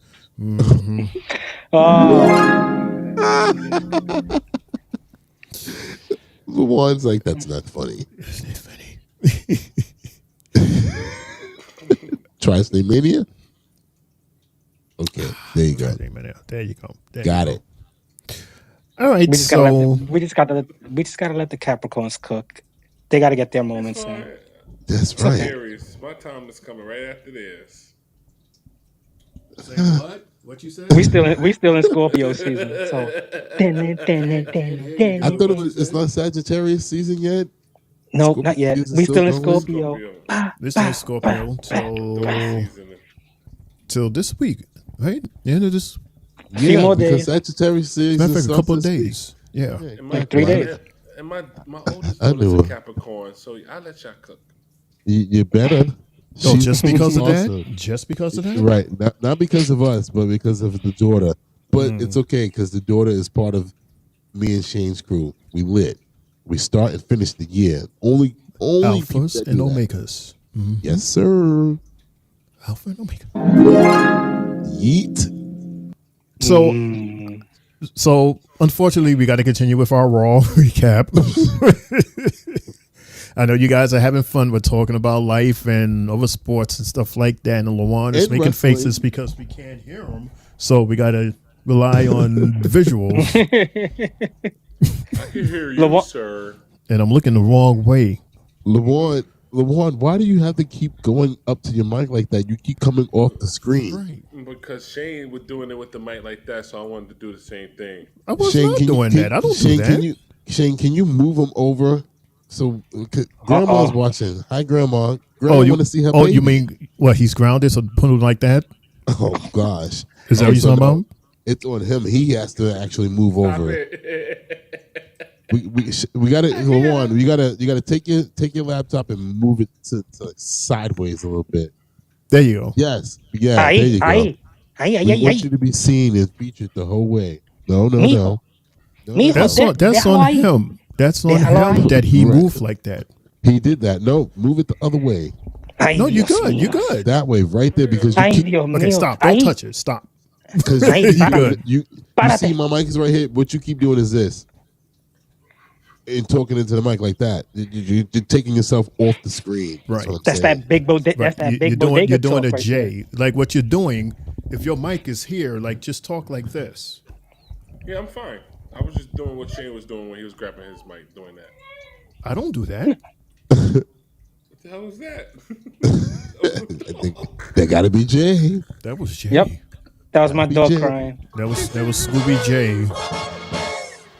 Gotta be Jay. Dog crying with Jay. Dog crying with Jay. Dog crying with Jay. Jay's dog wants attention. I knew not to play it longer than a few seconds because Shane said that we'll get kicked off. So I played it for 2 seconds. We good.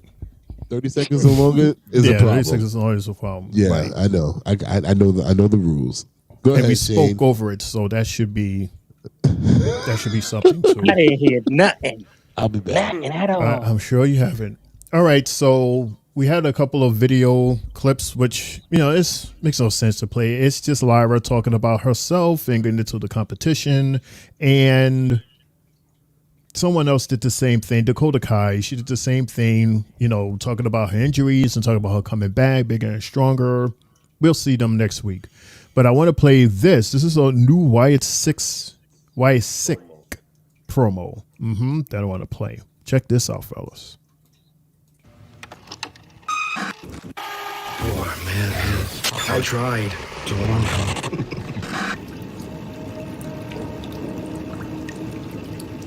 He looks so much like Bray right there. Of the innocent. Hell yeah. Is the liar's most useful tool. I honestly thought that was him at We first. offer you salvation. Freedom from the pit. I tried to warn you. But you've damned yourself. I'm sorry for what happens next. You. What's that mean? You chose this. Your hands will forever be bloodstained, crimson, scarlet, red, because of your actions. Oh, that's right. Scarlet red. And you will lose. Scarlet. What matters most.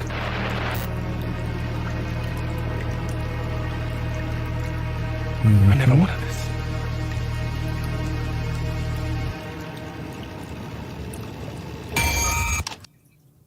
Yo, are they gonna Scarlet red? Are they gonna make blood drip down her face the way they did Alexa?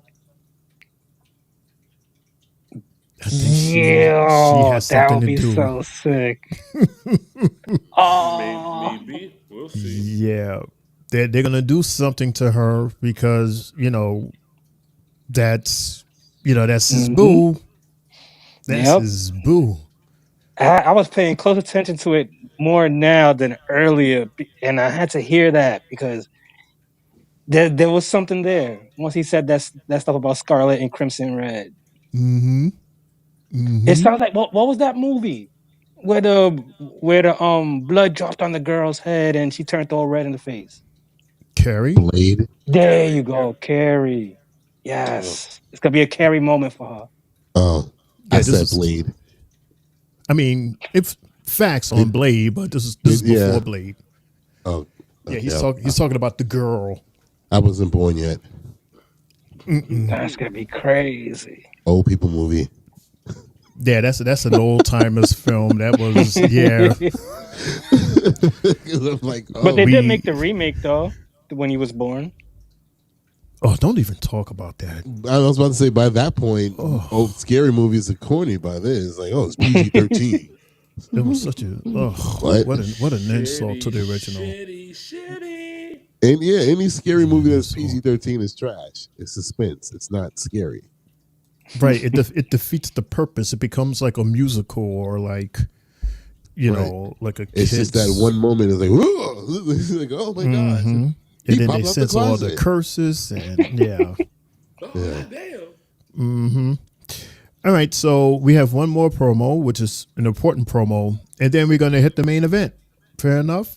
So the main event. So we're backstage with Alpha Academy and the New Day or whatever day it is today. Yeah. No, they're trying to keep Alpha Academy irrelevant. Wow. We are so excited about your 10-year anniversary. Oh, yeah, 10 years, babe. How are things with you and Woods? I mean, to be honest, I don't really know. Look. Isn't it this We week? gotta talk, man. I'm worried. This is crazy. What are you worried about, man? For the past couple of weeks, it's been us just yelling at each other. And after 10 years of no serious arguments, now we're here? This is crazy, man.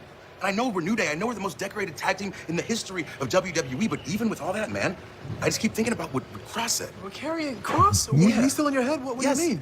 Bro, he said The New Day is dead, and we're the only ones that don't know it. The New Day is not dead, okay? Kerry doesn't know what he's talking about. You just gotta remember what See, the New there's Day is the all audience about. sound again. I have to remember. So it's my fault. It's on me. Over everything I say. Oh, man. How are you doing? Mind your WWE. own business, Otis. What do you think, advice-wise, logically, you're gonna give to us the greatest tag team of all time? A real tag team, mind you. Why do you think Chad Gable left your asses? What about it? You can be sad next week because it's gonna be New Day versus Alpha Why is Academy. Tosawa rubbing his And I'm nipples? positive that a win against you two clowns will put us right back where we need to be. Whoa.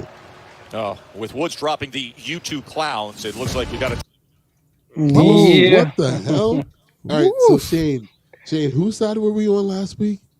We were on We was on Wood's side. Now And you I'm look at still that. on his side. Really? That was fucked up? You Yes. didn't have to say X that. just did a whole 360 on him. Bruh. But was he lying? I was on his side because of what he was saying match-wise last week. That was just uncalled for. They were Was just he trying to be lying? like, yo, calm down. Was he lying? No, he's not. He wasn't. He wasn't lying. Like relax. Like There you go. It's not that serious. There you go. Right, the one, right. That's what I'm saying. But I get what you're saying, Shane. He was not lying. He was like, "Who are you? You ain't win shit. You can't talk. What can you offer me? Like you ain't do shit but get left behind." This is crazy. You haven't been shit since Big E left. Ooh. Whoa. That that would have been a cause for a match. That would have been. Yeah. Ooh, can you imagine that? And that should have came from Tosawa. If Tosawa would have said that instead of rubbing on this guy's nipples like that. Because I'm like, what is he doing? Alpha Academy is nothing but a threesome. literally, not just a threesome, but they're actually after hours yet. Threesome. It's 12:48. Apparently, 10 o'clock is after hours. Did you see that show that comes on after Raw? Like the first few sentences from the actors there, they said the B word, they said S, they said F. They said like 4 of the major curse words within the first scene. It just turned 10 o'clock. It wasn't even 10:05. Chucky started that. You crazy? Chucky started that trend. That show was nothing but cuss words, and I miss it so badly. Amazing. And they put I think that was one of the best TV shows out there. For adults, sure. Yeah, it's just that damn writer's strike. The damn writer's strike stopped them in the middle of a season, and it was like they could not recover from it. All right, so here we are, fellas. We are here, the main event. And since Mundo, you didn't want this, we're at the 2-hour mark. Okay, perfect. I said 2:15. So, Triple J. Yes, sir. If you can express stops, explain match number 4, the main event with Big Bronson Reed versus Seth freaking Rollins. Part 2. Prior to this match even starting, we see the regular Bloodline 2.0, and then we see the OG Bloodline right behind it. And you're like, oh, shit, here we go. And they start having their melee before this fight even starts. And you're thinking, like, where's everybody else? You know, where's Solo? Solo didn't pop out or appear in the beginning of that match. So we're basically thinking to ourselves, like, yeah, something's going to happen later on. So let this match mature and do what it do. And, you know, Seth did a suicide dive during the match, and, you know, his first basic move of the match. And then we got a commercial. Yeah. All right. One move in a commercial. So we come back and, you know, we see Bronson chopping it up, and he's throwing Seth, you know, around the announcer's table and throws him to the ring where the ringside is at, the announcer's area as well.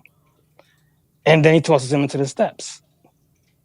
But, you know, then later on, Seth missed the stomp right on the steps as well.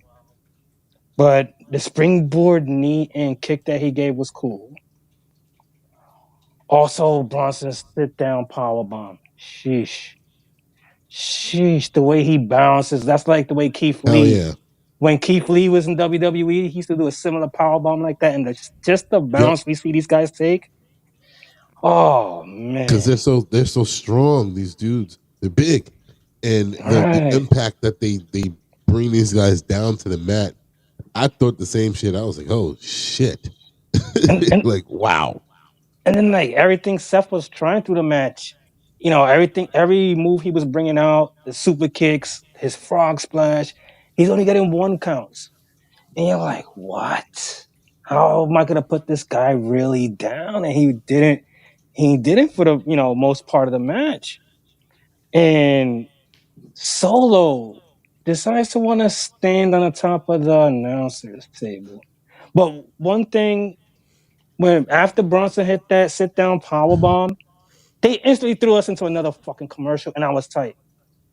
Joe Tessitore didn't give us no or anything Because they prior leading probably up to the commercial. Also, was cut it. commercial. Because it's taped, so they probably edited it. Because he I was said, in the middle of talking about the match, and they was like, nope. no way. He Come on, didn't. this Yeah, is he didn't have the commercial voice on. He was actually right. talking to to Wade. So yeah, I noticed that too, That bro. was. Thank you, Gigi, for barking. Thank you. She did. I didn't even hear Yeah, her. I didn't hear it. yeah, she just barked. I talked over her. That's why. Mm. But yeah, we when Solo came out, distracted Seth, and we got that tsunami. Jesus Christ. From what I seen when Bronson came on Friday and to Bronson coming out today, I'm like, oh God. We already kind of knew what it was Friday. We didn't really have to see the night to know what happened, but we already knew, kind of. What do you mean? No, as I far don't as with understand. Bronson, I'm saying with Bronson and Solo and stuff getting along together, and with all the other stuff that was being shown to us from last week and everything. Like you put two and two together, you're like, okay, Us now meaning you and him. Us in the middle, we didn't know. okay, sir. Yeah. I made that clear on Friday. I gotta make it clear again tonight too. We didn't know. That's what I'm saying. So it makes sense now. It's like, okay, cool. Whatever, because a lot of things that people were saying from last week Monday didn't happen tonight. Because I didn't see Seth Rollins say that he was the fifth member of their team. He said no. He said no. Right. So, He said no. So, yeah. Lawan, anything? No, I just think he'll eventually join. Why? All right, so here's why why I feel like Seth Rollins is joining will be the fifth member. No, it's not going to be Zilla. No, it's not going to be none of the other guys. This is the reason why Seth is going to be the member. So all I'm doing is remembering how The Rock was supposed to face Roman at Mania. Then we had the Royal Rumble. Royal Rumble comes. Cody wins the Royal Rumble. We have the press conference. Cody has to choose between Seth Rollins and Roman. Cody Rhodes decides to pick Roman and starts talking about their family.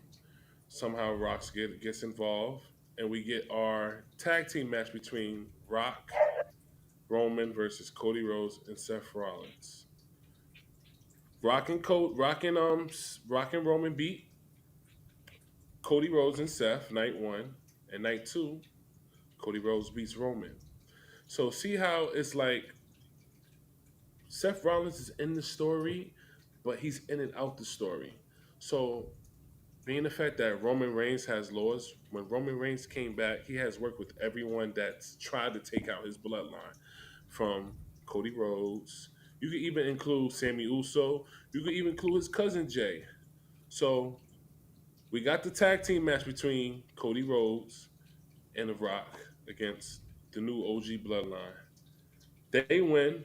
Rock comes out. That's one member that tried to take out the bloodline. Now we're getting Seth Rollins that's possibly is going to be the fifth member. Another person that tried to take out the bloodline. Another person that was beefing with The Rock, which is also still a bloodline member. So you look at it like this. To The Rock, he's looking at Roman like he's not loyal to the family. You now worked with Cody Rhodes, and now you're about to work with Seth Rollins. I feel like Paul Heyman and The Rock is going to come out as Survivor Series, and he's going to do the same thing he did when he saw Roman and Cody Rhodes in the ring. 1, 2, 3, and do the thing. Because now again, you're working with someone that tried to take out the bloodline. If anybody gets what I'm saying. No, not at all. Because you completely lost me. Because it was. I thought you were talking about Seth and I am why talking he about would. Seth. But why Seth, would he? Why would he agree to work with Roman if he said that he because wouldn't? because Seth Rollins working with Roman pitches The Rock beefing with Roman. I don't feel like I don't feel like it's going to be a Cody Rhodes and Rock at WrestleMania. I feel like they're pitching Rock and Roman at WrestleMania because the simple fact that if we get Seth Rollins to work with Roman Reigns at this match, to The Rock, he's going to feel like, all right, you already worked with Cody Rhodes at Bad Blood. Now you're working with another opponent No, I get that tried to that, take us out. but I'm saying, why would Seth just automatically just say, "I'm going to do it"?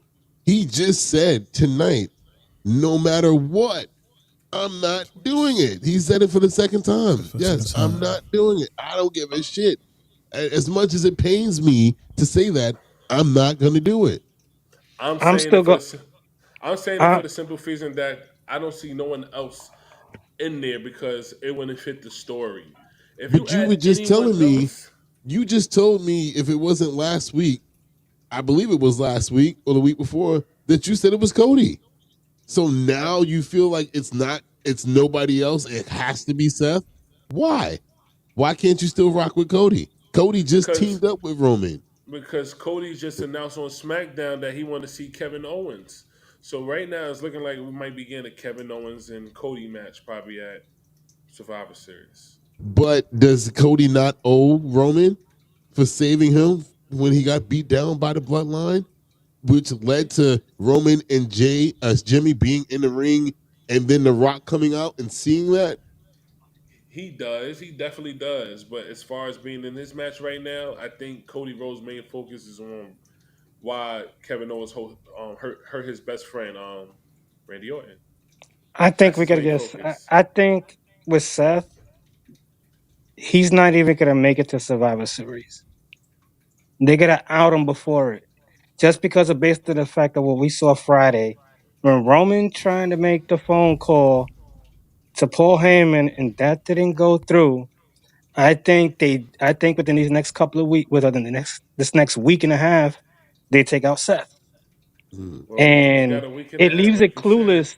It will leave it clueless all the way to the night of Survivor Series, and we'll hear Paul Heyman come out, talk, and here comes we'll get one of two Paul Heyman guys. We either get Brock or we're gonna get CM Punk. Two reasons is Wow. Brock is one of Roman's other enemies.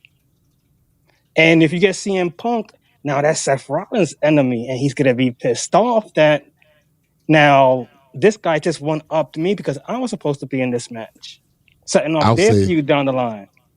this. I'm gonna flip everything on its head. I'll agree with you, Jay, and say that Seth gets taken out. And I'll say that the mystery partner, because they pulled this last year because we weren't sure if Randy was going to be a part of the match or not until it actually happened. I'll say that The Rock would actually be the mystery partner on the side of Roman Reigns, because remember, the last thing we seen was him and Roman were working together. Now, yes, we saw The Rock do the whole throat slit thing, but that doesn't mean it was towards Roman. Hell For all yeah, we it's know, towards Roman. He's working with we Cody know, Rhodes. The last words The Rock said in WWE was to Cody Rhodes. He said, "Don't you ever disappoint me again." He ain't say nothing to Roman. He said to Cody. That was the last time we saw The Rock. "Don't you ever disappoint me again." He gave him something. He put it in his pocket, You also got to look at it and too. he told Cody. He said, "Hey, your story with Roman is over. When I come back, it's me and you."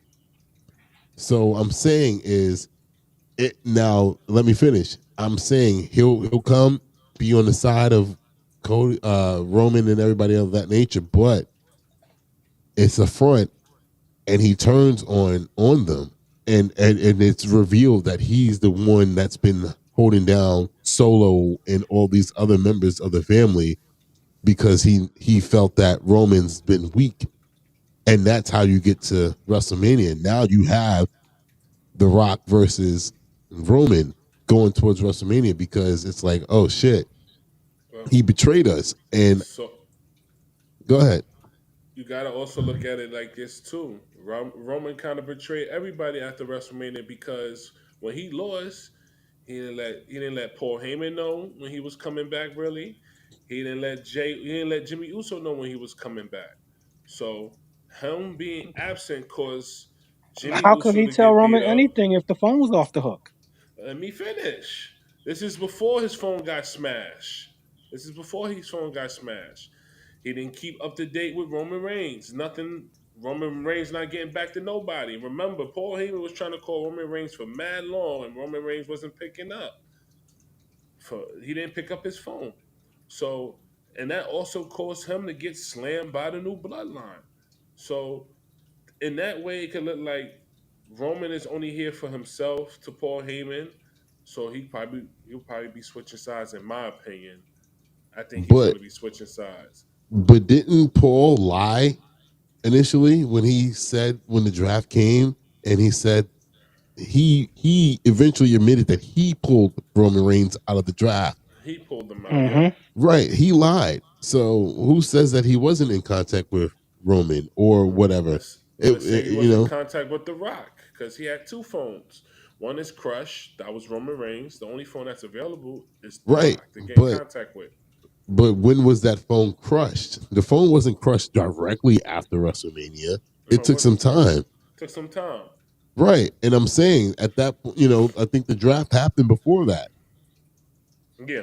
And he led everybody to believe that Roman wanted to be pulled. And then he eventually admitted he himself pulled Roman from the draft.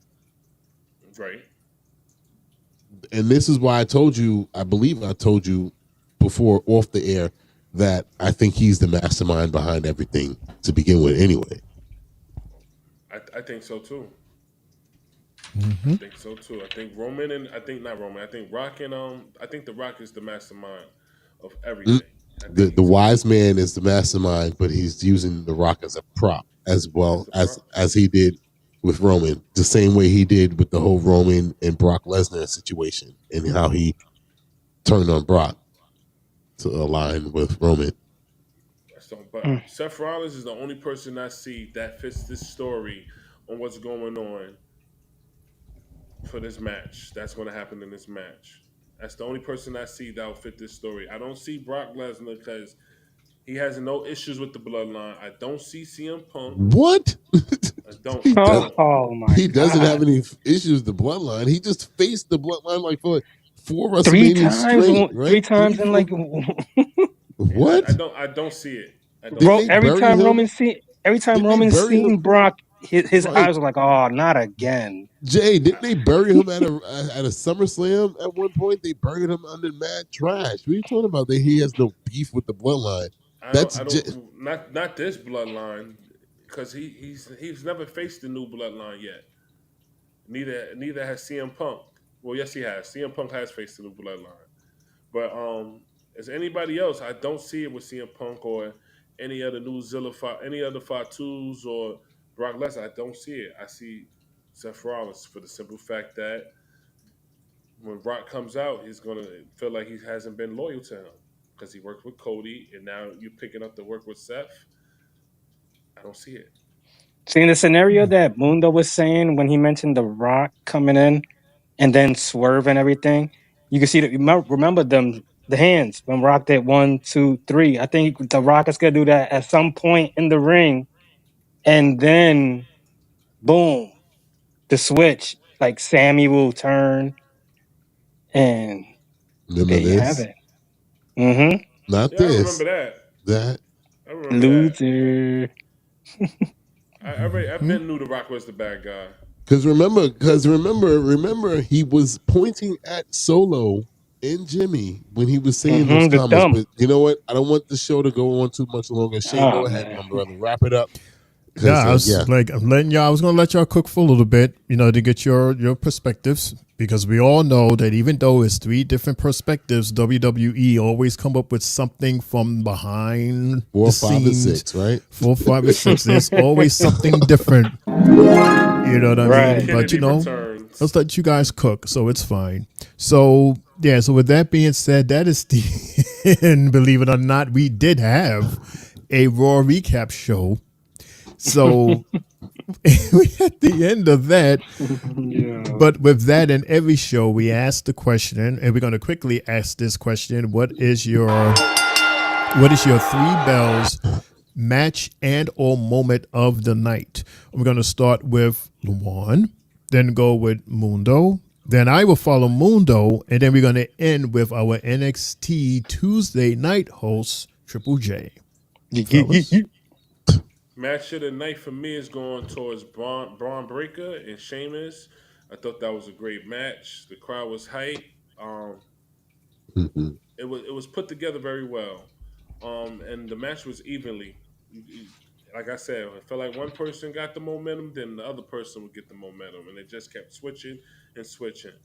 That's my match of the night. And my moment of the night was seeing that awesome promo by The Miz and Karrion Kross, man. That promo, man. Listen, WWE did well getting The Miz, man, and let him do what he do, man. And like I said, his promo game is one of the best. One of the best. He can't be touched when it comes to promos.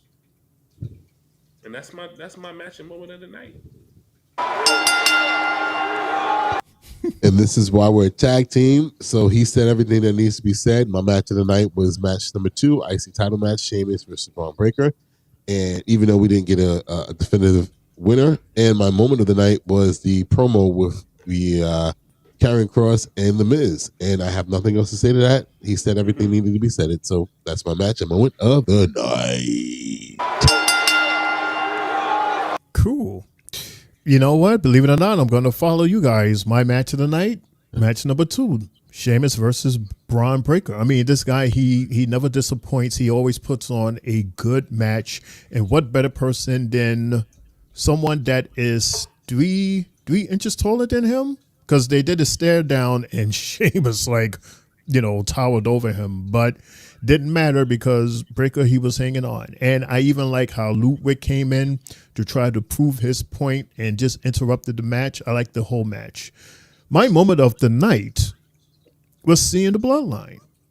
Totally was not expecting to see them come out tonight, but I'm seeing that it's starting to become a trend now in preparation for the Survivor Series, but it was still good to see them. That was my match, Mundo, and that is my moment, Lawan and Jay, of the night. Well, my match of the night, I'm going with the main event, Seth versus Bronson Reed. Yeah, look at me like that again. Look at me. Yeah, you just can't be in accordance with everybody. Go ahead, Jay. Right. I like that match based on the fact that, Seth kept on trying to put him down, and it was basically like a lot of 1 counts and everything. And the fact that we actually got to see a tsunami tonight, I was very happy with that. And seeing that also we got Solo Sikoa standing out there, like, yeah, we got this. We got this. So I have 2 moments of the night. 3. One being the Wyatt 6 promo where we seen Bo at that one moment in the beginning looking like Bray. Mm-hmm. And my other moment is seeing Ludwig Kaiser taking in Gunther's words and actually using them and kicking some ass. When he came in, he beat Braun Breaker and he beat up Sheamus. I love to see that from him. And there you have it, ladies and gentlemen. That is my match and moment of the night. Yeah, Jay. Yo, Jay, real quick, you want to laugh? Bro. What happened? I literally, because it's so hot in this goddamn room, they have the heat on in here. I Mm-hmm. literally was about to go with a tank top tonight, and I have a great tank top on too. So I was like, I don't know if this is appropriate. I don't know if this is appropriate for the show or not, but I'm like, yo, I'm so hot.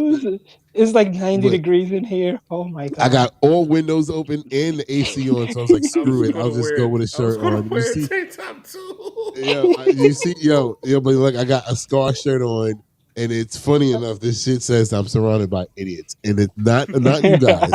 It's just that I was like, no, I didn't have any more wrestling shirts. Everything else is in the washer right now, so I'm just like, I can't put on a wrestling shirt. It's either that or a tank top. So I just threw this damn thing on. But yeah, I was gonna go with the gray tank top tonight. That would have been funny because I already matched with Shane on Friday by accident. So I would have been matching with you, Jay, tonight. That would have been crazy. That's funny. Yeah, because you see Jay, he's showing off his shoulders tonight. So shoulders, arms, everything. See, that's why he's sitting like that, so you can see both of them. My match of the night. See, look at him. He's just we know his skin complexion. We know what complexion you are, Jay. Yeah, he's can't tell by your face. Show his arm a little bit. He showed his arms and he's flexing, like he's making sure the veins come out and everything. Yeah, he's been working out before the podcast. Make a muscle, Jay. He wasn't frozen. He pretended to be frozen so he could put some. I got no muscles. So he could put some push-ups in there. Mm-hmm. A week. Anyway, I'm going to press this button because it's late. Yeah, because it's late. So we're going to push the button right now. Push the button. And that's the bell, folks. You've been listening to the Three Bells Podcast with your hosts, Triple J, Mundo, and Shane O'Mac. Bringing the thunder from the ring straight to your speakers. But the conversation doesn't end here. Keep the conversation going in the comments. And follow us on our socials to get the latest scoop on WWE events and behind-the-scenes action. Until next time, stay loud, stay proud, and above all, stay tuned for more hot takes, news, in the world of wrestling. Expect the unexpected. See you on the next show, the Three Bells Podcast.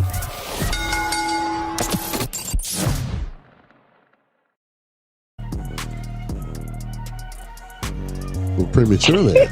Okay. Remember that song? Remember that? Yeah. Mm-hmm. Hey.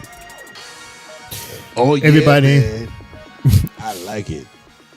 I'd like to thank everybody so much for hanging out with us. And again, we apologize for the technical difficulties that we experienced earlier. Hopefully we'll have this fixed up in time for our show in a couple of hours from now for our Tuesday night NXT recap with that guy over there. I don't even know where I'm at anymore. With Triple J. And then on Friday, 10:30, right there next to me, TGIF, we have this guy over here, Mundo, where he hosts our Friday night SmackDown. Everybody, again, thank you so much for hanging out with us. Don't forget to hit us up on our socials. Don't forget to like this video and subscribe to our YouTube page. And a special thank you to Lawan for hanging out with us today. He has his Facebook page and his YouTube, Tri-State Mania. So hit him up. Say what's up. You'll like his content. Fellas, thank you so much for being there, for hanging out with us. Hanging out. Making sure that I laugh. Yeah. Thank you so much. Of course. We love you. That's it. This is me, your homie Shane O'Mac, coming to you live from the Eastern York section of the Three Bells Podcast table. Reminding everybody, make those big bags. Have a productive week. And don't forget to laugh hard and love harder and good fright. Good night. Oh, my throat. I'm so done. Mundo, Lawan, Jay, take us home, please. His name and he appears. Yeah! What's up, everybody? You know what time it is. Yeah. Yeah. Yeah. Drop it. Thank you so very much, Three Bells Podcast. It's your boy Mundo, a.k.a. Mr. A.K.A. himself, the what? Yay. Yo, I enjoyed myself tonight. Regardless of the issues that we had in the beginning of the show, it made the show that much better because I had my guys here with me, Shane O'Mac, Triple J, and my brother, my tag team partner, LeVon. Thank you so much for being with us, man. I had a hell of a night. Monday Night Raw, we made it even better. NFL, NBA, thank y'all for making it even better, man. I had a great time tonight. F all that other stuff, man. And like Shane O'Mac said, make sure you join us again in a few hours for our NXT recap hosted by my brother, the one and only Triple J. I can't wait. NXT be bringing it, man. They be bringing it. We on the road to what? What is the deadline? Deadline. Oh, here we go. Make sure December you join us. Yes, subscribe, like, and all that other stuff to Facebook, Instagram, TikTok, Spotify, and of course here on YouTube. And we're here every Monday, Tuesday, and Friday at 10:30.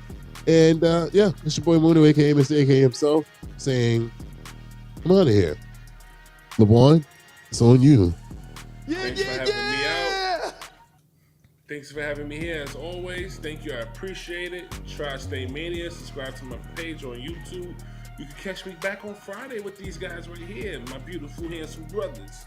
That's Triple J, Shane O'Mac, and my brother, CEO, Desmundo. You can check us out, guys. So, thanks for inviting me back up.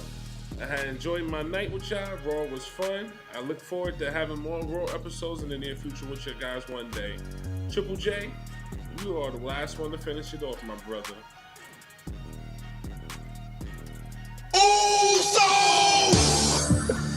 Hey.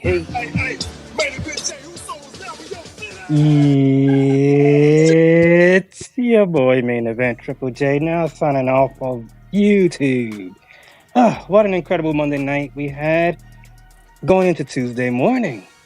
Fellas, much blessings. Appreciate y'all through all this BS we had here tonight. Shout out to the listeners that bared with us tonight and was there listening, sending their messages. Bless y'all all. And on that note, everybody, I'm out.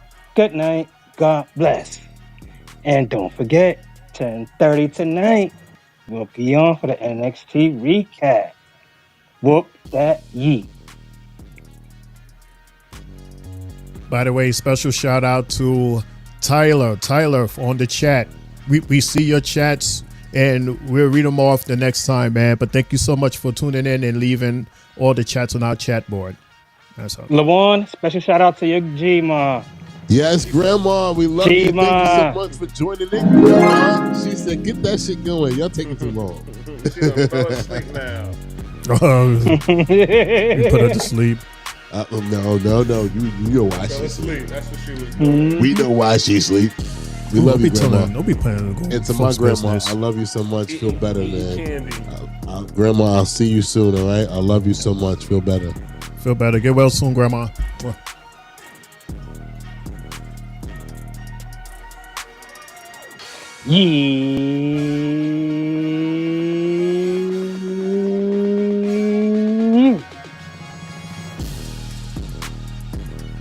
Whoop that you.